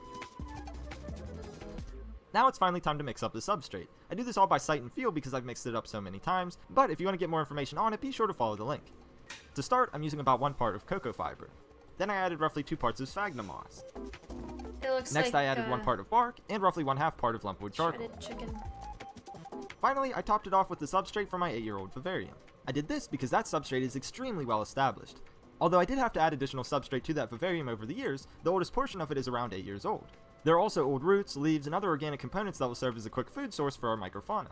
All things considered, a good substrate will serve as the foundation to your vivarium. If you want your plants to grow well and your microfauna to thrive, the substrate comes first. Now let's put the initial layer of substrate into the vivarium. Comes first. There's about 20 gallons of substrate here, and in the end, I used all 20 gallons. That said, I like to add it as I go rather than all at once. As I've explained in previous videos, I also recommend sloping the substrate up toward the back of the vivarium, meaning that it's much thinner in the foreground than it is in the background. This will create a greater sense of depth, and allow you to provide an adequate amount of substrate for those large background plants. From there, it was time to pin the ficus pumila onto the background. At first glance, this might seem like a total waste of time because the majority of ficus leaves died off later on. That's not a big deal though because the stems and roots are still completely intact. Although I think ficus pumila is an easy plant and it's portrayed that way by others, it can be quite temperamental. In short, this plant hates change. Whether that be a change in temperature, a change in humidity, or something else, there will be some amount of acclimation die-off guaranteed. The severity of this of course is dictated by the amount of change. So for those of you who have commented about having issues with this plant, give it time. Just because the leaves died off doesn't mean that the plant is dead. Once it becomes accustomed to its new environment, it will come back stronger and more dense than ever. The main thing that you want to avoid is having the stems dry out or melt back. In this instance, I had issues keeping the heat at the correct level. I accidentally left Houdini's heat lamp in the light compartment, and it was getting upwards of 86 degrees Fahrenheit, which is just way too hot and much different than what the plants are used to. Panic. So a lot of the plants, and the ficus included, were actually melting back because they were literally being cooked by the light. It took me a day to realize what was going on, and once I removed the light, everything has been good since. Also, I'm keeping the humidity in this setup between 95 and 99%, which is much higher than it was before. Anyways, most of the plants that experienced acclimation issues have since bounced back and are showing off some new growth. That being said, it's a real shame that the ficus didn't stay as it was, but as time progresses it will quickly grow to look as it did before. After I got the ficus in place, I then gave the vivarium a decent spray down to start getting the humidity up to speed. Next we can plant and set up the rest of the vivarium.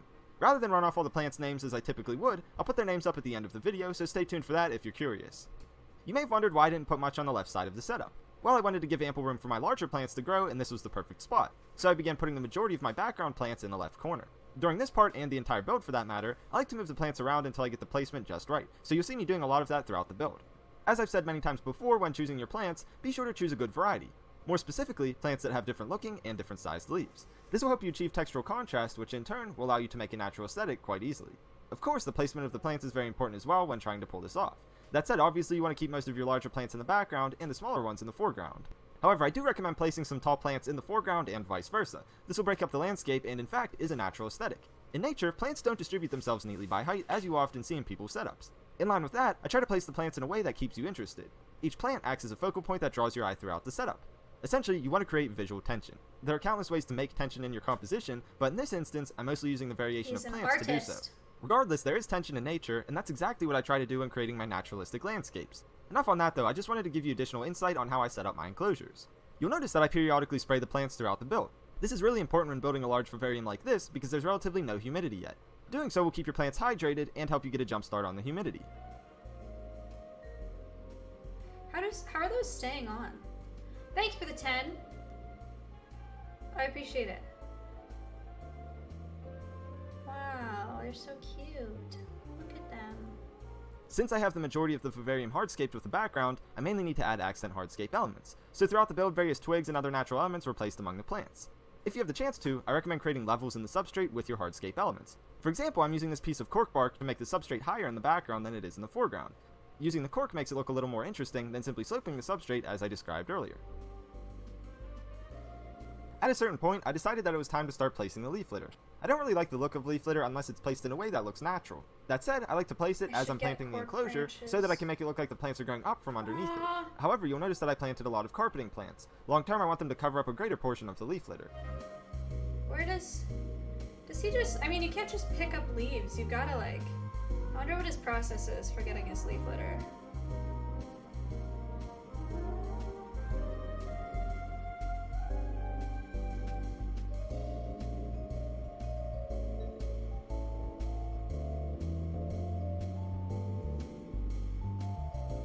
For the last bit of planting, I'm adding some bromeliads and air plants. Do you remember that superglue from earlier?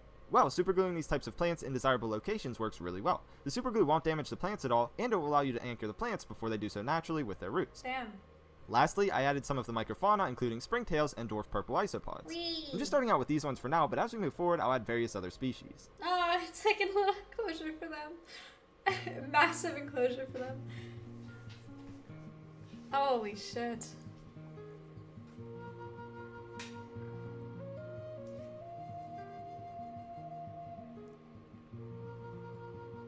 My gosh. That's crazy. Mine's not gonna look like this, just so you know.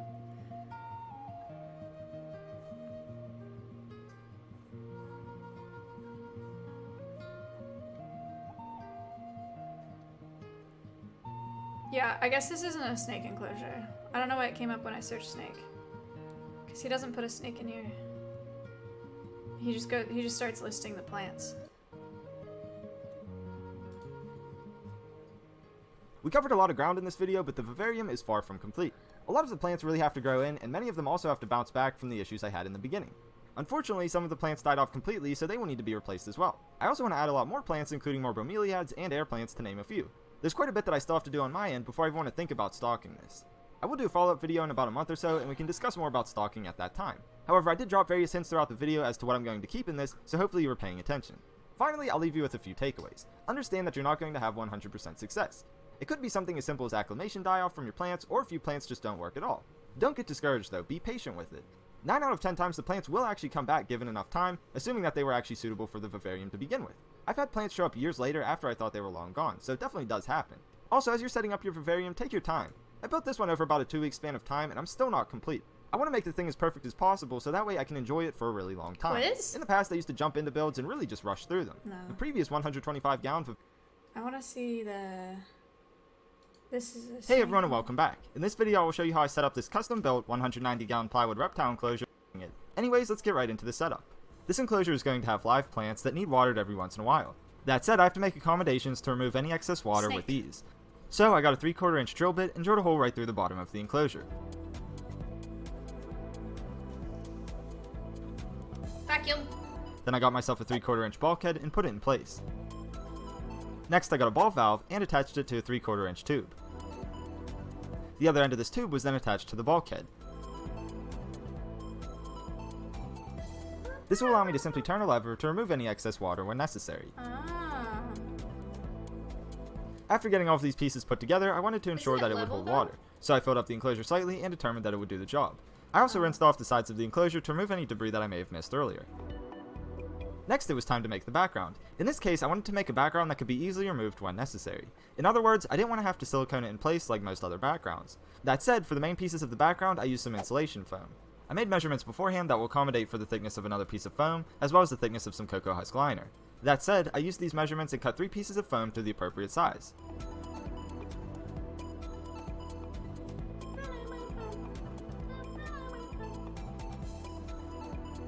Next, I got some planters and made some marks to roughly indicate where I wanted them placed on the background. I then used a utility blade to cut holes similar to the sizes of the ones I marked.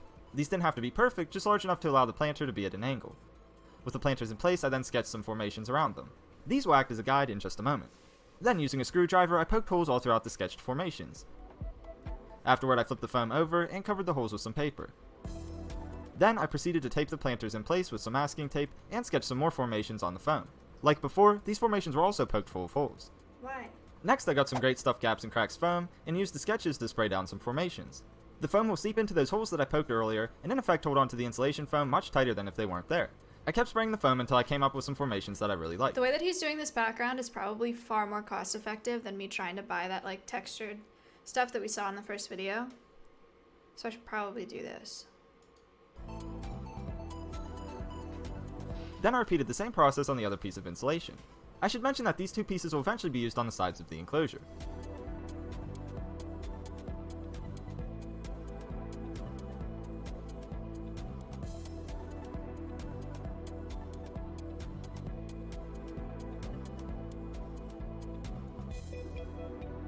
Next, I got the largest piece of insulation foam. Using a utility blade, I scored the entire surface and also poked it full of holes with a screwdriver.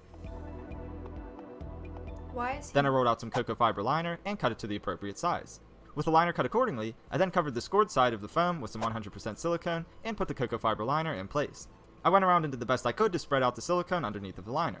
Also, like before, those scores and holes will create additional surfaces for the silicone to adhere to. Then I cut off the excess liner and scored the back of the foam like before. For adhesion? Finally, I put down some more silicone and used a combination of weights really? and clamps to hold the liner firmly in place while the silicone cured. That's a lot of clamps he's got. Yeesh. At this point, the expanding foam on the side panels was fully cured. So afterward, I used a scraper to shape the formations.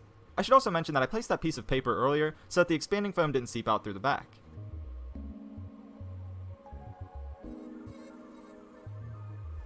Then I rolled out the cocoa fiber liner and cut a piece the size. Afterward, I scored the back of the foam like before. However, I didn't score the front of this piece because the great stuff foam itself is pretty porous. So a lot of the silicone will get down in there and perform a similar function as, say, the scores. Again, I got some silicone and caulked it all over the front of the foam. Silicone! He Then I loves attached the silicone. cocoa fiber liner much like before. However, it was more difficult this time around because of how uneven the surface is. So with a combination of some weights, clamps, and finagling, I finally got the liner firmly in place. That looks annoying. Then I let the silicone cure for a few hours and removed the clamps and weights. Next, I trimmed off the excess liner. Using silicone and clamps, I then attached the excess liner to the back of the foam.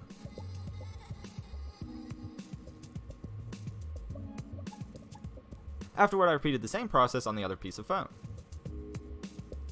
This is gonna be a bitch. Next, it was time to create a false bottom using some egg crate. I've covered how to do this in other videos, but in short, I'm using some zip ties to attach several pieces of egg crate together. I made all of my measurements ahead of time, so all of these pieces are being cut accordingly. I should mention that this false bottom differs from what I typically do because it's the exact size of the enclosure itself. That said, the purpose of this false bottom is to keep the plants in place, as well as keep any excess water separate from the substrate. This will all make more sense later on. Anyways, after making the egg crate structure, I set it into the 22. enclosure to ensure that it was the correct size. Yay! Ooh, sad. Now we will mix up some substrate for the plants. I started out with some organic potting soil, then some cocoa fiber, a little sphagnum moss, some perlite, and finally some sand. All of these components were then mixed thoroughly together. The goal with this mixture was to create a substrate that will retain moisture without becoming soggy, similar to an ABG mix if you will, but not exactly the same. Next up, it was time to clean off the plants. I should mention that I was experimenting with a lot of these plants. I would like for all of them to work, but I honestly expect some of them to fail. Anyways, I started out with this peace lily. Initially, my goal was to remove any existing substrate and trim down the roots. I thoroughly rinsed off the plant to remove any excess dirt or fertilizers. That said, I'm shooting water straight out of the hose, and peace lilies are pretty sensitive to chlorinated water, so I anticipated some die-off from doing it, and it did occur later on, but it was pretty minimal. After getting the lily thoroughly cleaned, I planted it in a new pot with some of the substrate we mixed up just a bit ago. Hooray! Next, I got this large Boston fern and trimmed off a few sections. I really doubt that this plant will actually work, but I wanted to give it a try because I was able to get it for free. I also think it would look pretty cool in this enclosure, so I repeated the same process that was performed on the peace lily. I removed all of the excess dirt and thoroughly rinsed it off. I know that there were no fertilizers used on this plant, but I still want to get it as clean as possible. Then I planted each of these ferns in their own planter using the same substrate as before. Next, I got this calathea and cleaned it off just like the other plants. Finally, I repeated the same exact process on this philodendron. You may have noticed that each plant was given an exterior planter. That said, I'll explain more about it later on. Anyways, after getting all of the plants cleaned off, I put the false bottom into the enclosure, and then the background. As you can see, the background fits tightly into place without any silicone, and that's exactly what I planned for. I wanted to make this entire setup in a way that could be easily manipulated down the road. Cool. With these elements in place, I then grabbed one of those huge cork rounds from the unboxing video, along with some of the plants and tried to come up with an arrangement. I should mention that I did sanitize this cork prior to using it. I simply rinsed it in warm water and scrubbed it very thoroughly. Normally I would bake or boil something like this, but it's just so large that I wasn't able to do so. After playing around with this layout a bit, I determined that the cork round was just too large as is, so I took it outside and cut a decent section of it off. Afterward, I continued to arrange the elements until eventually I came up with a layout that I liked. Then I grabbed a Sharpie and traced the outline of the planters onto the egg crate. Using some wire cutters, I cut along the lines until the planters could fit in place. The idea here is that the false bottom will firmly hold the planters in position. Although he doesn't do it very frequently, Dean is a burrowing snake. That said, when he's digging through the substrate, I didn't want him to be able to uproot the plants. As I stated earlier, each plant has an exterior planter. This is important because one will be attached into the egg crate false bottom, while the other can be removed at any time. Stop! After getting all of the appropriate holes cut, I removed everything from the enclosure. Then I rolled out some carbon fiberglass window screen and attached it to the egg crate using some zip ties. To do so, I started by zip tying a single side in place. Then I placed all of the exterior planters into their respective locations and continued to zip tie the remainder of the mesh. Pretty. After getting the mesh completely secured, I drilled 8 holes into each planter. Using these holes, I zip tied the planters into the egg crate. And that completed all of the work necessary for the false bottom, which was then placed into the enclosure. Next, the backgrounds were placed back into the enclosure. Once again, you can see that they fit snugly into place without the use of silicone. This could easily be done with a single background, you don't need 3 of them. After getting the backgrounds in place, I dropped all of the plants into their exterior planters. Yay! Then I poured in some reptile bark. As you can see, the nice thing about keeping the plants separate is that nothing is mixed together. As I explained earlier, Houdini is a burrowing snake, and he would have easily uprooted the plants in a typical planted enclosure. Also, by this point, you've probably realized that I'm not making this a bioactive enclosure. There are numerous reasons why I set this up the way that I did, and I'll explain it all in the final video for this build. Anyways, once I had a nice layer of bark, I proceeded to add a ficus pumila that I grew myself to one of the planters on the background. We will do more with this later on, but in the meantime I got the cork bark and put it in place. Next, I grabbed the sticks that were in Dean's old enclosure and found a nice spot to put them. Although king snakes aren't arboreal, Dean likes to climb on these sticks pretty frequently, so I wanted to incorporate them in this enclosure as well. I got 2 arboreal Then I put the snakes. philodendrons into the background. Oh no. Afterward, I pinned the ficus pumila to the side of the background. In time, I hope that this covers the entire background on its own, but we'll see what happens. Anyways, from here the plants could finally be watered. To do so, I simply pour some water into the base of each plant. So watering this enclosure is pretty easy, and no spraying is necessary. However, I do typically spray Dean's enclosure when it's time for him to shed. This raises the humidity, which allows his skin to come off in one piece, as opposed to a bunch of fragments. Finally, we can put the water bowl in place. I'm using this water bowl because it's easy to clean, and I feel that it doesn't take away from the overall aesthetic that I'm trying to pull off. With all of the pieces put together, let's get Dean and set him free in his new home. Yay!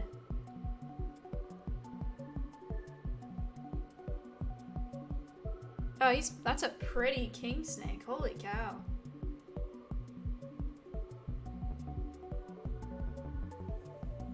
It was really cool to see him explore, and I think this is a perfect example to illustrate how inquisitive snakes can be. However, I quickly realized that there was a slight problem with the setup. I had anticipated this early on, but I wanted to see if it would actually occur. If you remember, the planters were left open. This became an issue because Dean systematically went through all of the planters and dug up the dirt, like in the case of this piece over. No! Dean! So to stop this from occurring, I simply wrapped some of the window screen mesh onto the planters using rubber bands. I went through the entire enclosure and did this on every single plant. I'm more than confident that this is enough to keep him out of the dirt, and in fact I've seen him try to do it several times and he hasn't had any luck. Saved. I also quickly determined that the Boston fern just wasn't going to work in the setup for a number of reasons.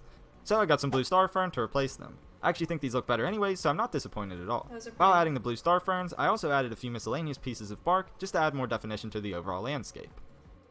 Another thing that I should mention is the left corner of the enclosure. Right now it's kind of barren and the design seemingly doesn't make sense, but eventually the calathea will grow pretty tall and fill in that space. So in that regard, I'm not fully content with this design as is, but in time it should fill in quite nicely.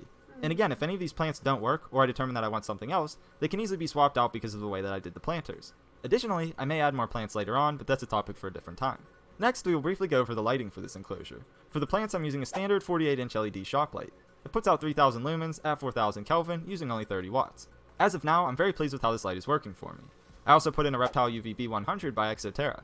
This is effective up to 15 inches, so I placed it just above the cork round to create a basking area. And believe me, Dean is definitely utilizing this new basking area, spending about 3/4 of the day there. For ventilation, I simply have this 180mm fan hooked up to a timer. It runs for a half hour every 2 hours. This keeps the air moving, as well as drawing new air from the holes in the back. As of now, this is working quite well, but I may modify it down the road. In an enclosure like this where there's minimal air ducts, it's important to have something that keeps the air moving. So in this case, I'm simply using the fan. This feature then leads into the temperature. I don't keep a heating mat on this enclosure, nor do I use anything to heat the enclosure other than the lights themselves. That said, the temperature varies from location to location. For example, the basking spot is around 84 degrees Fahrenheit during the day. However, locations such as the lower right or inside of the cork round are around 78 degrees Fahrenheit. Then the temperature at night drops to around 74 to 76 degrees Fahrenheit, give or take. Variation All for this variation Dean. is a good thing. If Dean gets too hot, he can go somewhere that's colder, or vice versa. I should also mention that since this is a plywood tank, it retains heat much better than a glass enclosure, for example. So in that regard, it works in my favor. The humidity, on the other hand, is fairly consistent. It's roughly 75% throughout the entire enclosure, give or take. Whenever the fan runs, the humidity will drop slightly since the air is circulating, but this is totally fine. And that about sums it up. Currently, I'm really liking this setup. It has some growing in to do, and I'm sure it will change things in time. My goal with this setup was to make it natural looking, while also keeping it very functional. There are a lot of challenges that come with keeping snakes in a natural stick enclosure, and especially burrowing snakes. That said, I did my best to make the setup as practical as possible, and I'll discuss more about it later on in another video. Anyways, I hope you all enjoyed this video. If you liked it, please drop me a thumbs up below, as it helps support what I'm doing on this channel. As always, I thank you for watching, and I have a lot more naturalistic enclosure builds on the horizon, so stay tuned, and I'll see you. Nice. What's up, Surfers? Okay. One of the good things about this is that we do have I told people if they're interested in sponsoring projects for alveus, that they can email me at alveussanctuary.org with like, what they're interested in and a budget. And I did have a guy email me who loves reptiles, and his budget is 3 to 5K Canadian, which is like 2 to 4K USD. And so I had a call with him and Ella the day that we went and picked up Stompy. I was in the car on the way there, and I asked him if he would be down, because he can't sponsor an enclosure because we already have the acrylic, and we're getting a terrarium donated for the bullfrog. So I was like, you can't do an enclosure, but you can do like a bunch of parts of the reptile. If you want to donate a chunk, and we can just like use that for the reptile room, and I'll put his name somewhere, then yeah, and he said he's down for that. So we'll have a pretty decent budget, hopefully, to make this work. I do want to contact this guy. Oh, he has an Instagram. He just has an Instagram link, no, and a TikTok link, but that's it.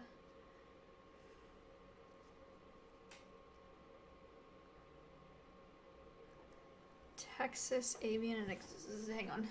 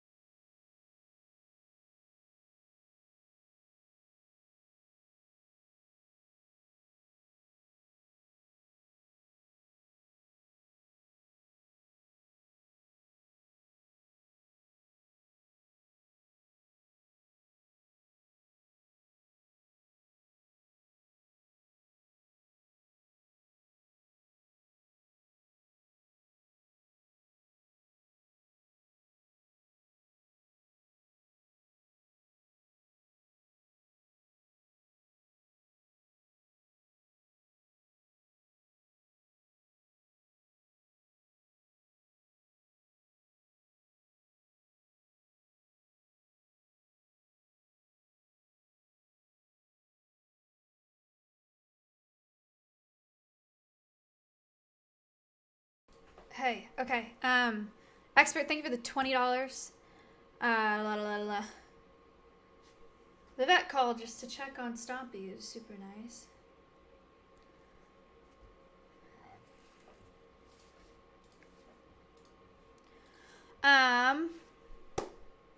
Okay, I just followed this guy on Instagram, and I will message him on Instagram.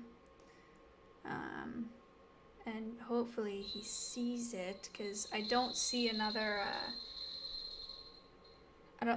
way to contact him besides Instagram and TikTok. We'll see.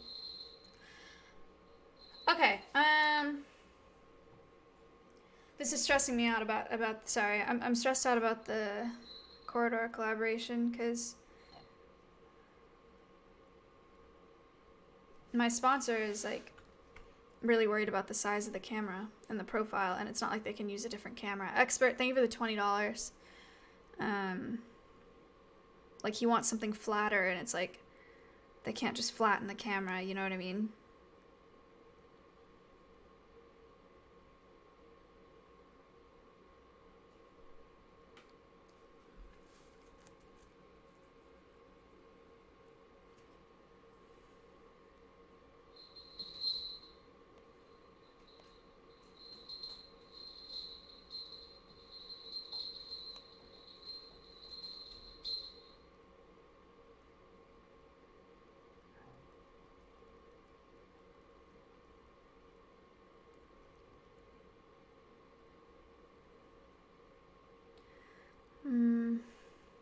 Okay.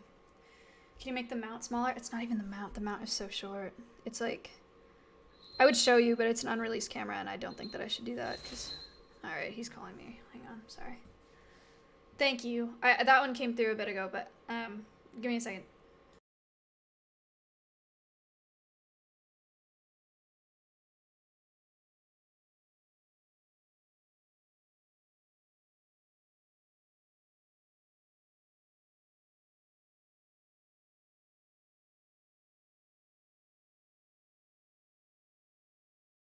Yo, what's going on, Surfer Squad? Tanner here. I got a really special one for you today. As most of you know, I've been into the hobbies that I portray on this channel since roughly around the age of 6. Over the lifetime of my hobby, I've made countless enclosures, and many of those you've seen on this channel. From frogs to fish and just about everything in between, I probably dabbled in it at one point or another. And over the 22 plus years that I've been doing these things, this hobby's been an absolute blessing in my life, and I can't see it any other way. From the beginning, aquariums have always captivated me. Growing up, we had a few, but success was never great. I always wanted one though because of an epic tank at the pediatrician's office. Some of my earliest memories are of that tank.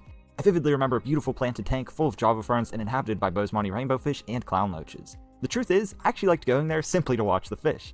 And to this day, I'm just as easily captivated by this hobby. Sit me down in front of just about any tank and I'll be content. I honestly believe that having an aquarium or something of the sort is one of the most enriching hobbies possible for people of all ages. That's why I continually go to great lengths to explain what I'm doing in these videos. I know it's not always the most popular format, but I don't want there to be any question about how I build these things. I also try my best not to perpetuate the stigma that this is an expensive and unattainable hobby. Sure, you can spend a lot of money on this stuff, and in some cases I have, but the majority of things I've shown on this channel are budget conscious and easily repeatable with the right information.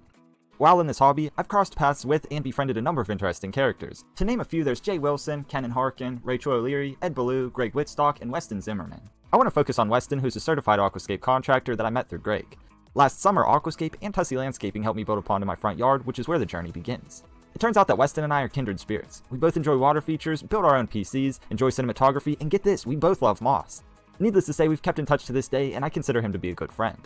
A few years back, he had the opportunity to explore the Amazon River and tributaries in Colombia. While there, he saw cardinal tetras and other fish in their natural environment. This experience captivated him so much that he wanted to bring the river home in the form of an aquarium. Despite the fact that he builds ponds for a living, he didn't know much about aquariums when we met. This is where I come in.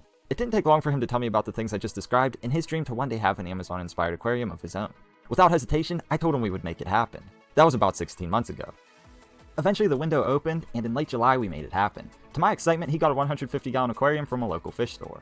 Although bigger tanks are more expensive, this is a great option for a new hobbyist. It's a lot easier to have consistent conditions in a larger setup, which means a greater chance of success. One of the first things I did was drill the tank for bulkheads. He wanted a clean look with minimal equipment showing. No doubt this is the way to go. I also blacked out the sides with window tint film. This will be an in-wall tank, so doing this will hide off the plumbing components. Before I showed up, Weston cut a hole in the wall and built a stand out of 2x4s. We set the tank on this stand after the previous steps. I installed the bulkheads and went on to scape the tank. As with other tanks that include a lot of hardscape, I first put down pieces of egg crate light diffuser. The scape will consist of 200 plus pounds of hardscape alone, and this will evenly distribute that weight. Before adding those items, I'll add the planting substrates. Per usual, I used a mix of Seachem Fluorite Dark and Fluval Stratum. I rinsed them off and added it to the tank. I'll cap this off with red flint sand, which has a larger grain and nice coloration. It will also complement the hardscape, which consists of tan elephant skin stone and weathered driftwood. While scaping, I wanted to make a composition that could be viewed from the front and the back. I wanted to fill the tank while also leaving room for plants and fish. All of the spaces will create a lot of territories for the fish once it's planted. I foamed everything in place with black expanding foam and covered it with sand to secure the hardscape. I didn't want the pieces to float away. This will also make the scape more rigid, which makes maintenance easier. Here's what I ended up with. Let's add the plants. We got a great assortment of awesome plants from Dustin's fish tanks. I chose primarily low light plants, so this is easy to care for and because it will be dimly lit once the plants grow in. I arranged the plants in a way that I felt would best serve the fish and to create good coverage. After all of that, I could finally fill the tank. I also added various botanicals to naturalize and finish the look. That meant we could finally add the first round of fish. I should mention that prior to this, we dosed the tank with bacteria, but I forgot to film it. Anyway, we initially stocked it with 5 bristlenose plecos, 9 amano shrimp, and a few handfuls of various nerite snails. That was back in July and the last time I saw the tank in person. Since then, I know the plants melted back from acclimation, the fish have grown, and Weston added a new group of fish in September, 12 Peruvian Altum angelfish. I hadn't seen much of this in person, and I wasn't maintaining the tank. I didn't know what to expect almost 6 months later for my return visit. Here's how it looks as of early December.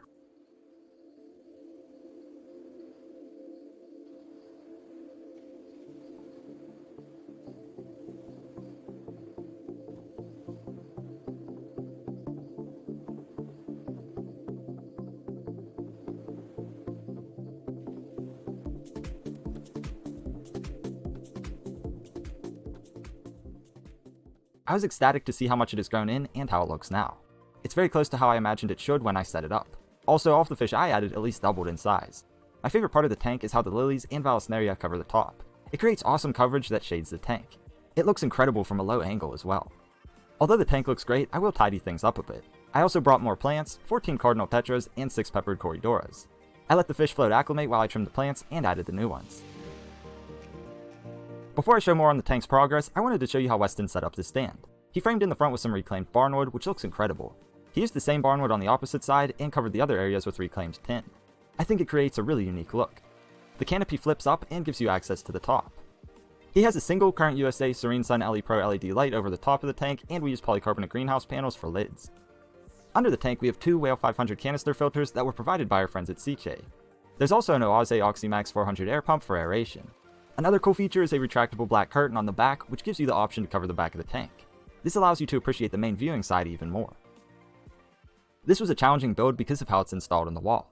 I had to place an item and check it from the front to see if the placement was good and repeat. I like the end result though.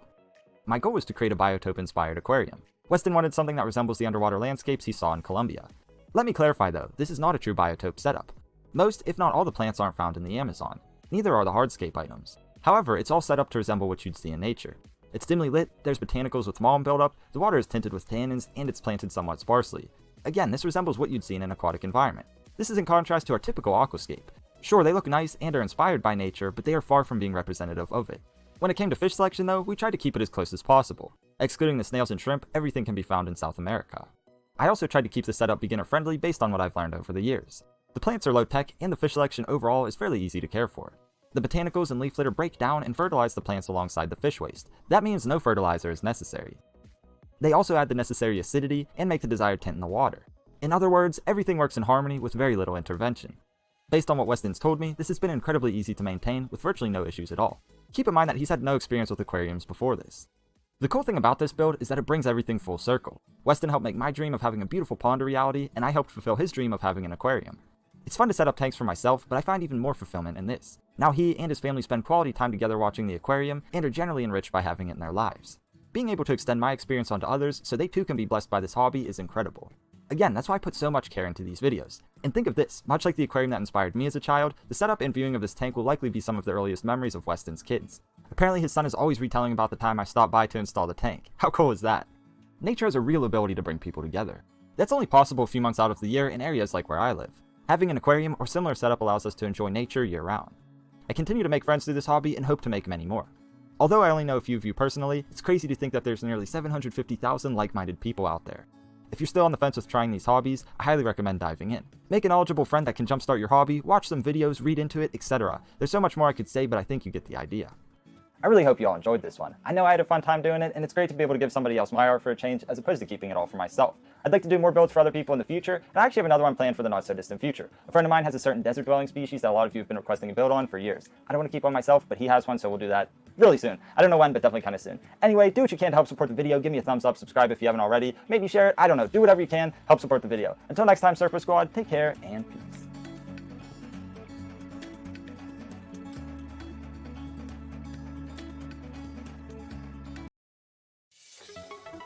Yo, what's up, Serpa Squad? Tanner here, and in this one, I'll set up another low-tech aquascape. I'm using a 14.2 gallon SR Aquaristic rimless aquarium for this scape. This tank will go on the rack I built a few months back that holds a 16 gallon scape. Anyway, let's get to work. Typically I save this for the end of the project, but I started by putting the SD decal on the front of the tank. There are a few other things I did prior to scaping it. First, I turned the tank on its side and taped off the edges. I'm using Rust-Oleum Ultra Cover Black Latex paint to cover the back of the tank. A small nap roller was used to apply 5 coats, allowing the paint to dry between each application.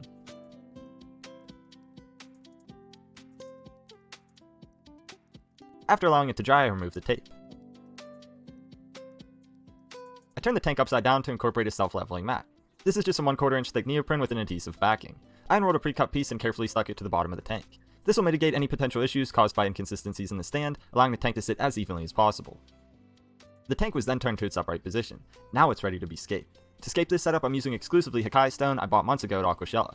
I've been saving these for an Iwagumi or stone-only aquascape since that time. It's a beautiful and sought-after stone with a subtle aquamarine hue. Unfortunately, I don't have many to work with, so I'll have to use egg crate light diffuser and insulation foam for additional height. My vision is to set this up as an islandscape of sorts. I want a few isolated hardscape formations with a clean and simple layout elsewhere. This will make sense as we go through the build.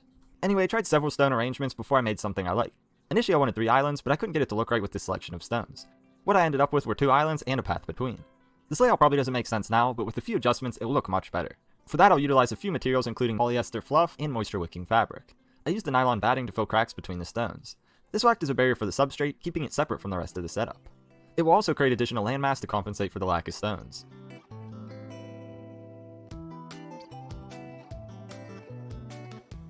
For substrate, I'm using a repurposed mix from an aquarium I just dismantled. It's a combination of fluval stratum, sea chem fluorite, gravel, and sand. I filled in all the spaces behind the stones to create a good foundation for plants.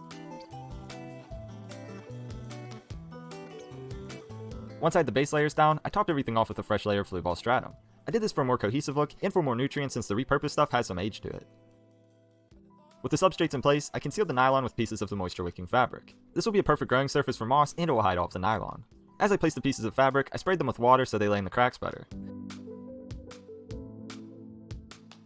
Here's what I ended up with. This should give you a much better idea of how the scape will look.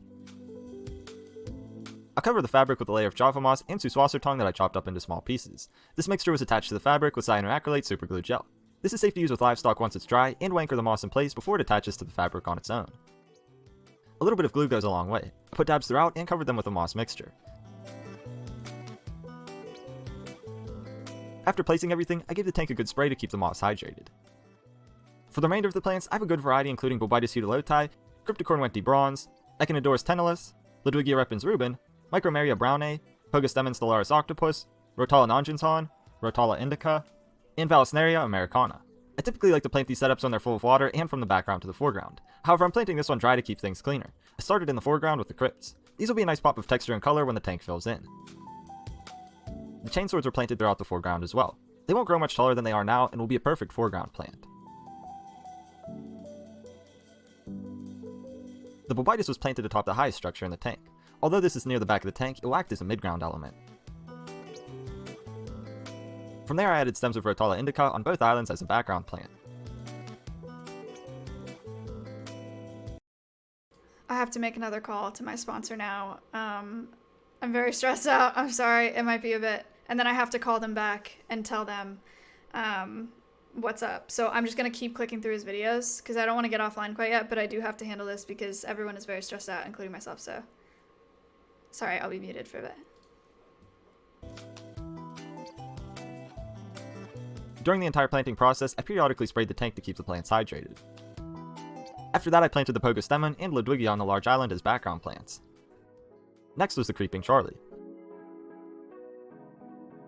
I filled in the remainder of this island with stems of Rotala nongenshon. Lastly, I planted all of the jungle vow on the left island.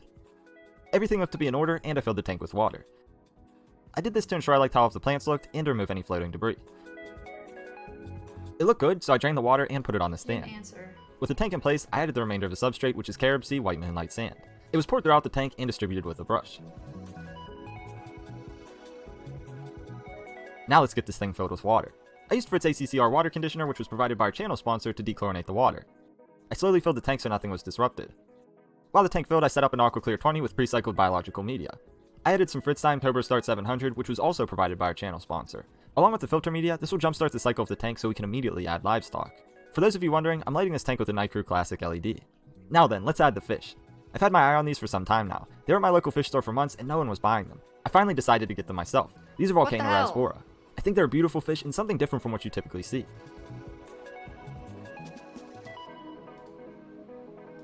I also added 4 olive nerite snails, 2 horn nerite snails, and 4 mono shrimp. I should also mention that all of these critters went through quarantine prior to being added to the scape.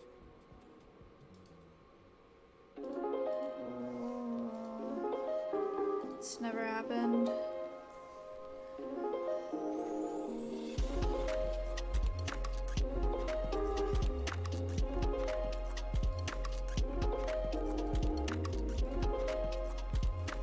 Weird.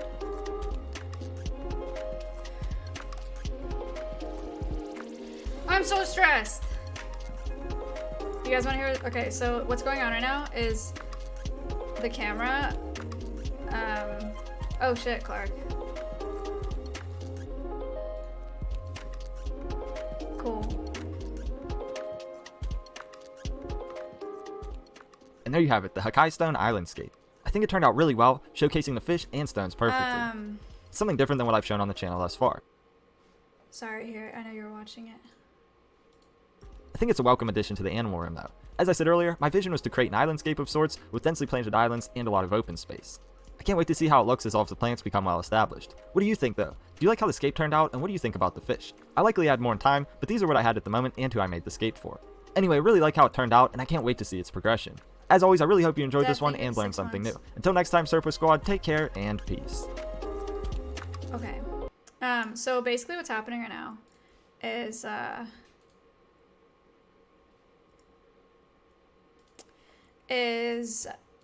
the camera that they have, in terms of weight, is a-okay.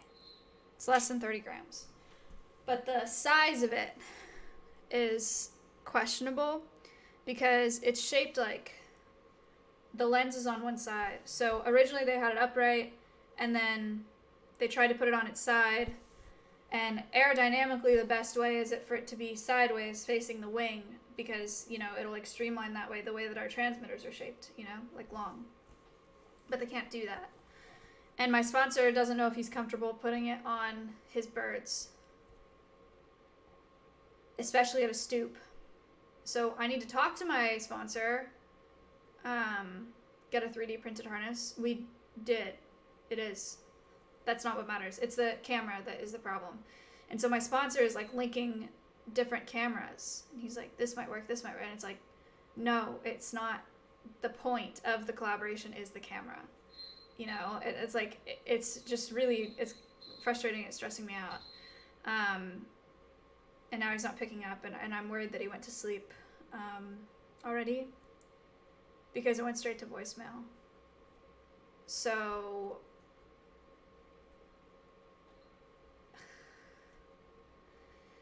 I don't know. I'm hoping that he can be okay with it. And if he's not, then I'm hoping that he could be okay with me doing it with Ori, because Ori is not stooping yet. Stooping is like going straight up and then coming straight down, right? And I think that's the maneuver that he's most worried about. So he knows that Ori isn't doing that, and so maybe he'd be comfortable with me doing it with Ori, but his bird will stoop. So first of all, I'm hoping that he is okay with it. Second, I'm hoping that he's okay with me doing it. And if neither of those things work, then I have to set them up with somebody else, and they have to cancel their travel which I really don't want to make them do because they already had to cancel once because of the corona stuff. I just wish we connected sooner about the size and shape of the camera. I didn't realize that it would be so touchy, but he knows more than I do. So my sponsor knows more than I do. So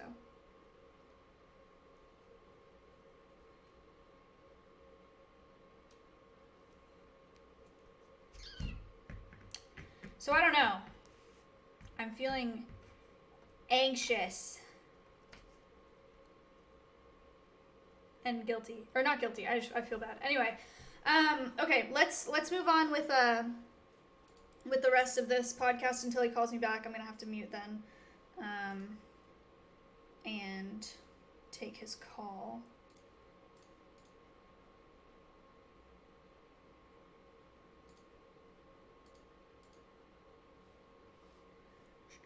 That's on them. They should have. No, I mean, I just don't think they realized either how touchy it was gonna be. Like I said, the weight of the camera should be fine. If they can make a rig that goes on the backpack, great. Like it should work. So their impression was like, okay, if it can clip on the backpack, it'll be fine. You know, and Jeremy's far more picky than I realized, I guess, about the shape of it. So yeah. Okay. So the only other thing that I was going to talk about for this podcast is our pollinator garden. So, we want to do a pollinator garden because it's really important to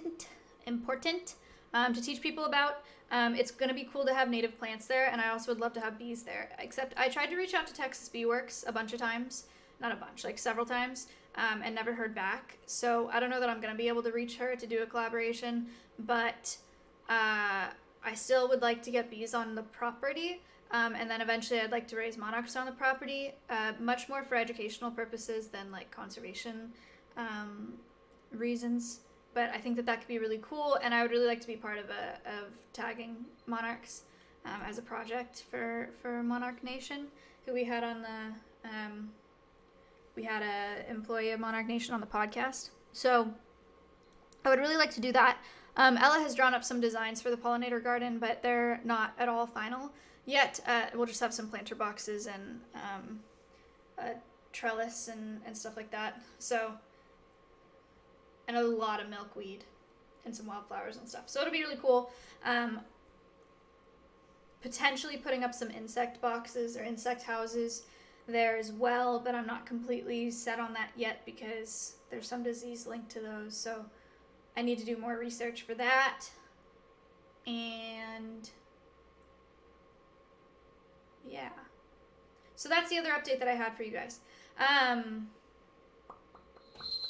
What else is there to talk about? So many little projects, lots of little projects. I think that's it. I think I went through everything. Yay, milkweed, true. We do have a quiz. Because it's a podcast and why not? So, let me go ahead and start loading that up. Do you guys have any questions? What? Yes. Surprise. There's no steak in it. Like, don't panic.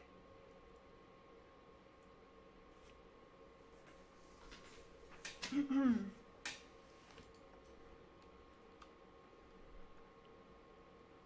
not getting any right answers. That's fine. There are stakes. Honestly, they're kind of hard questions. I'm not gonna lie. But it's fine. It's just for fun. Expert, thank you again for the donation. I appreciate it. You donated $95 19 minutes ago too. I appreciate it.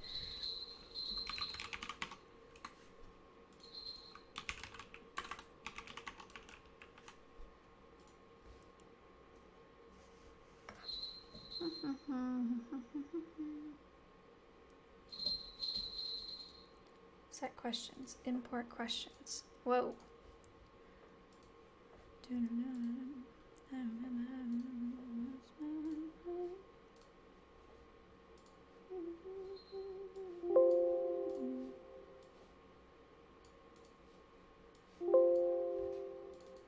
Cool. Risk, thank you for the 3 months. Okay.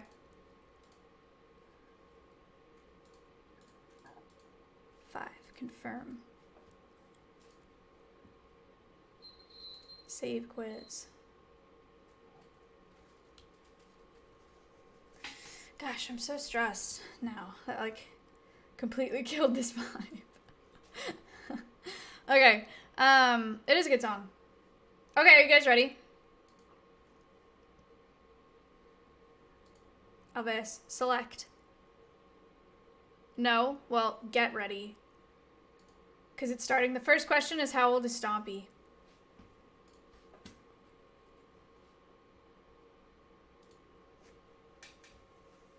Seven weeks. No. 15 weeks. No. Is she 17 days, 18 days, 20 days, or 14 days? Writing the answer in chat does nothing for you, sorry. You have to click on the actual quiz. If you followed the Insta, you would know. True! Go follow the Insta, it's Alveus Sanctuary.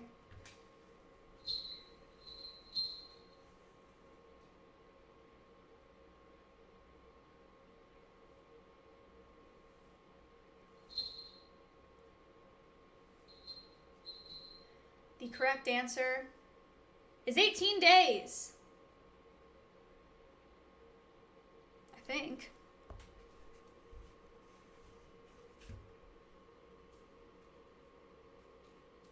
$14,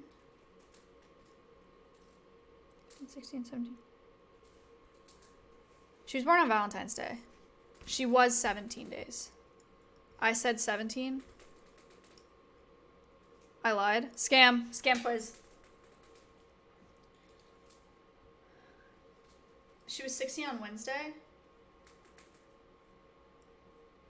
She was born on Valentine's Day. Oh, shoot. How tall is the enclosure for the macaws and the other two parrots? Is it 6 feet, 20 feet, 15 feet, or 10 feet?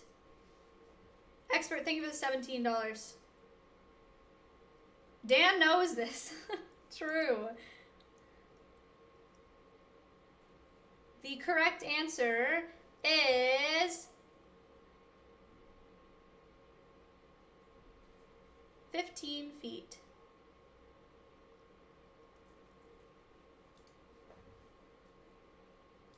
Nice. I'm waiting, samples have been shipped for my merch, so I'm waiting on those before I can start. All right, this next question is, how does Mojo usually spend his Saturday nights? Is it paying me $50 to mod for him, cosplaying, blowing stuff up, or watching Amaranth ASMR? Chuck. Okay, I don't feel bad at all for the question that I messed up at the beginning. Because, like, I don't know how you're supposed to know the answer to this. The correct answer is watching Amaranth ASMR. But it probably should be all of the above.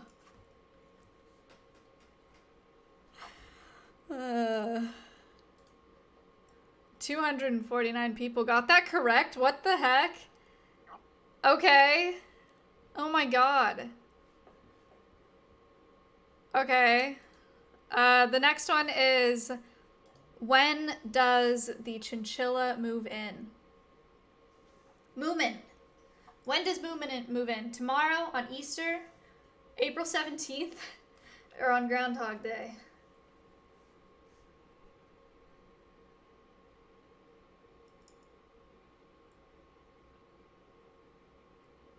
Easy. Chat gave up. No. Pinch, thank you for the 2 months.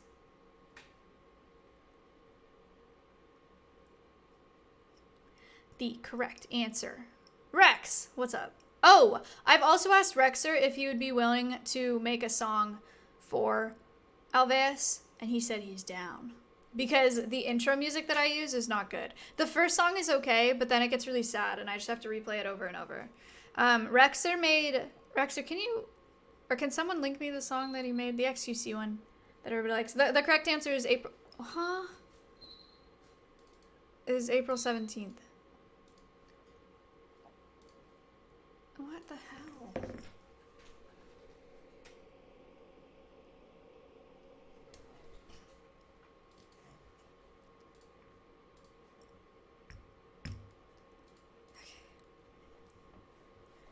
Next question is, what emote is going on the nutrition room sign?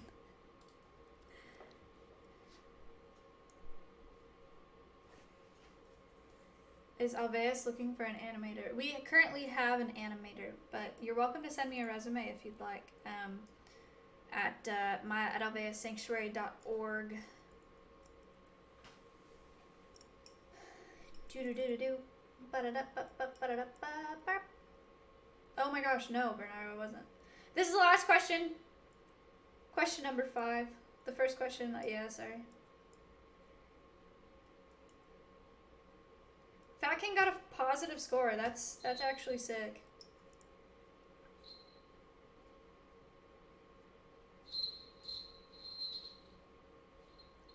$299 people got that correct. Well done.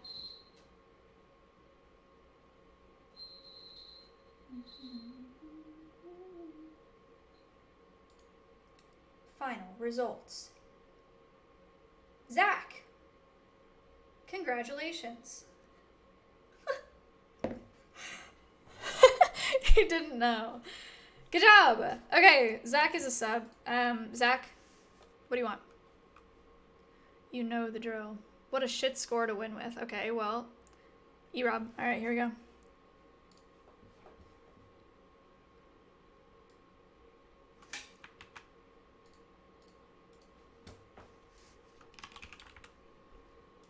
Damn it, he's live.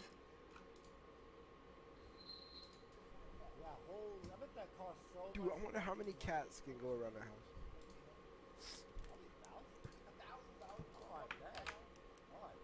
That cat house is sick. Oh lord, with an exclamation point. Zach CS underscore, right? Hey, Miz. Zach CS underscore.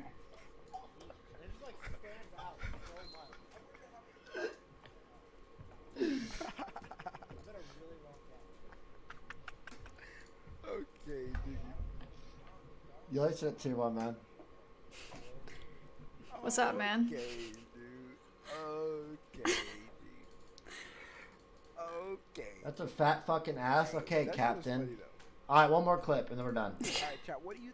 Okay. Okay. I find it funny you call Matt Miz. I pretty much never do. Okay. So. That is the end of the podcast, I think. Not that it was really a podcast. Yeah, I'll grab Stompy for you. Sniffy, thank you. But I have to make sure that Artie can't see her.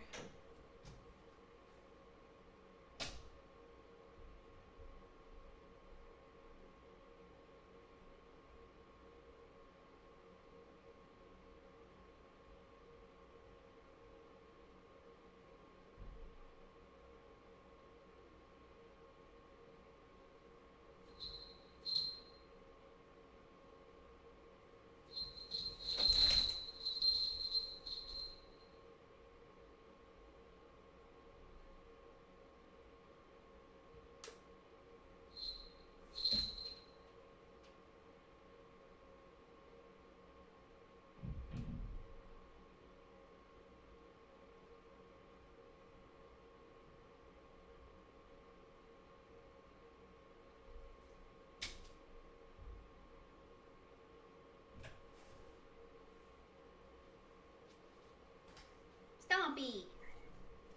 She's okay.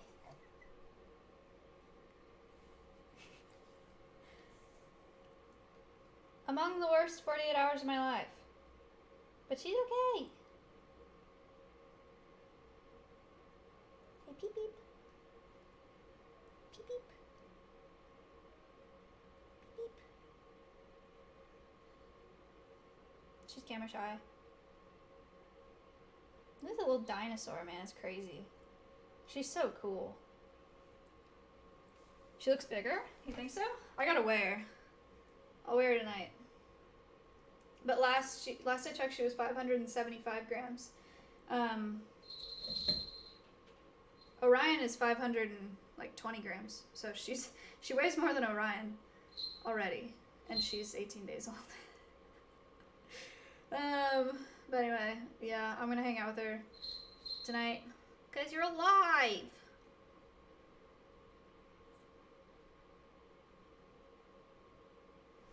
Okay.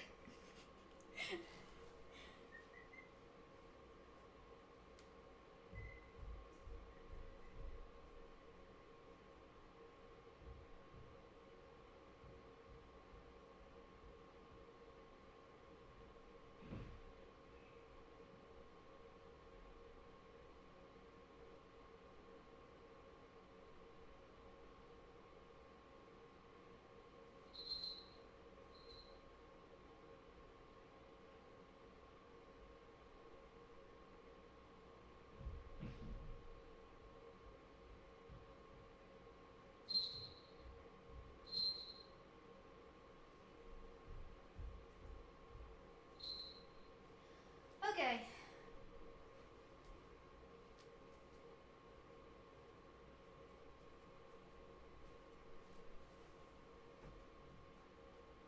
Well, chat. That's it, folks. That's it for this business meeting. Can I get a motion to adjourn the business portion of the meeting?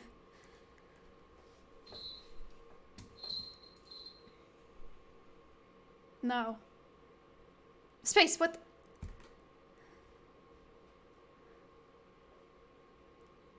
No, ma'am, fancy. Motioned? Okay, I got one motion. Can I get a second to that motion? Forget it. Okay. I'm gonna host cheese. I'm rating cheese. Guys, thank you so much for the donations today. $2,000 is insane for just like sitting here chatting. Oh, it did it. Oh, sitting here chatting and it being such a low-key fundraiser. I really, really appreciate those donations. No, Locke, I've just been turning it off and back on again to fix it. So I just did that and it turned on without me like deactivating and reactivating. So that's it. Thank you so much. I will see you guys on Sunday for a cooking stream that is also a simple mobile stream. So I'm doing that cooking stream on Sunday, the one that I was gonna do, but then, you know, the whole thing happened with the ring. So it starts at 12 p.m. CT. The sponsored portion starts at 1. But I will be making Impossible ground beef, and then and then that like cinnamon roll apple thing. So I hope those were some good updates for you. I appreciate you guys caring and watching. I'm just like, honestly, I'm gonna go to sleep. I'm gonna try to figure out this corridor stuff. I'm gonna hang out with Stompy and then I'm gonna go to sleep because I'm still really tired. But I appreciate you guys a lot, so thank you. I'll see you on Sunday. You know what? Actually, I'll see you tomorrow for a flight stream with Orion. So see you then in the afternoon, probably like 3 o'clock or something, 2 o'clock. Yeah. All right. Peace. See you tomorrow. Bye.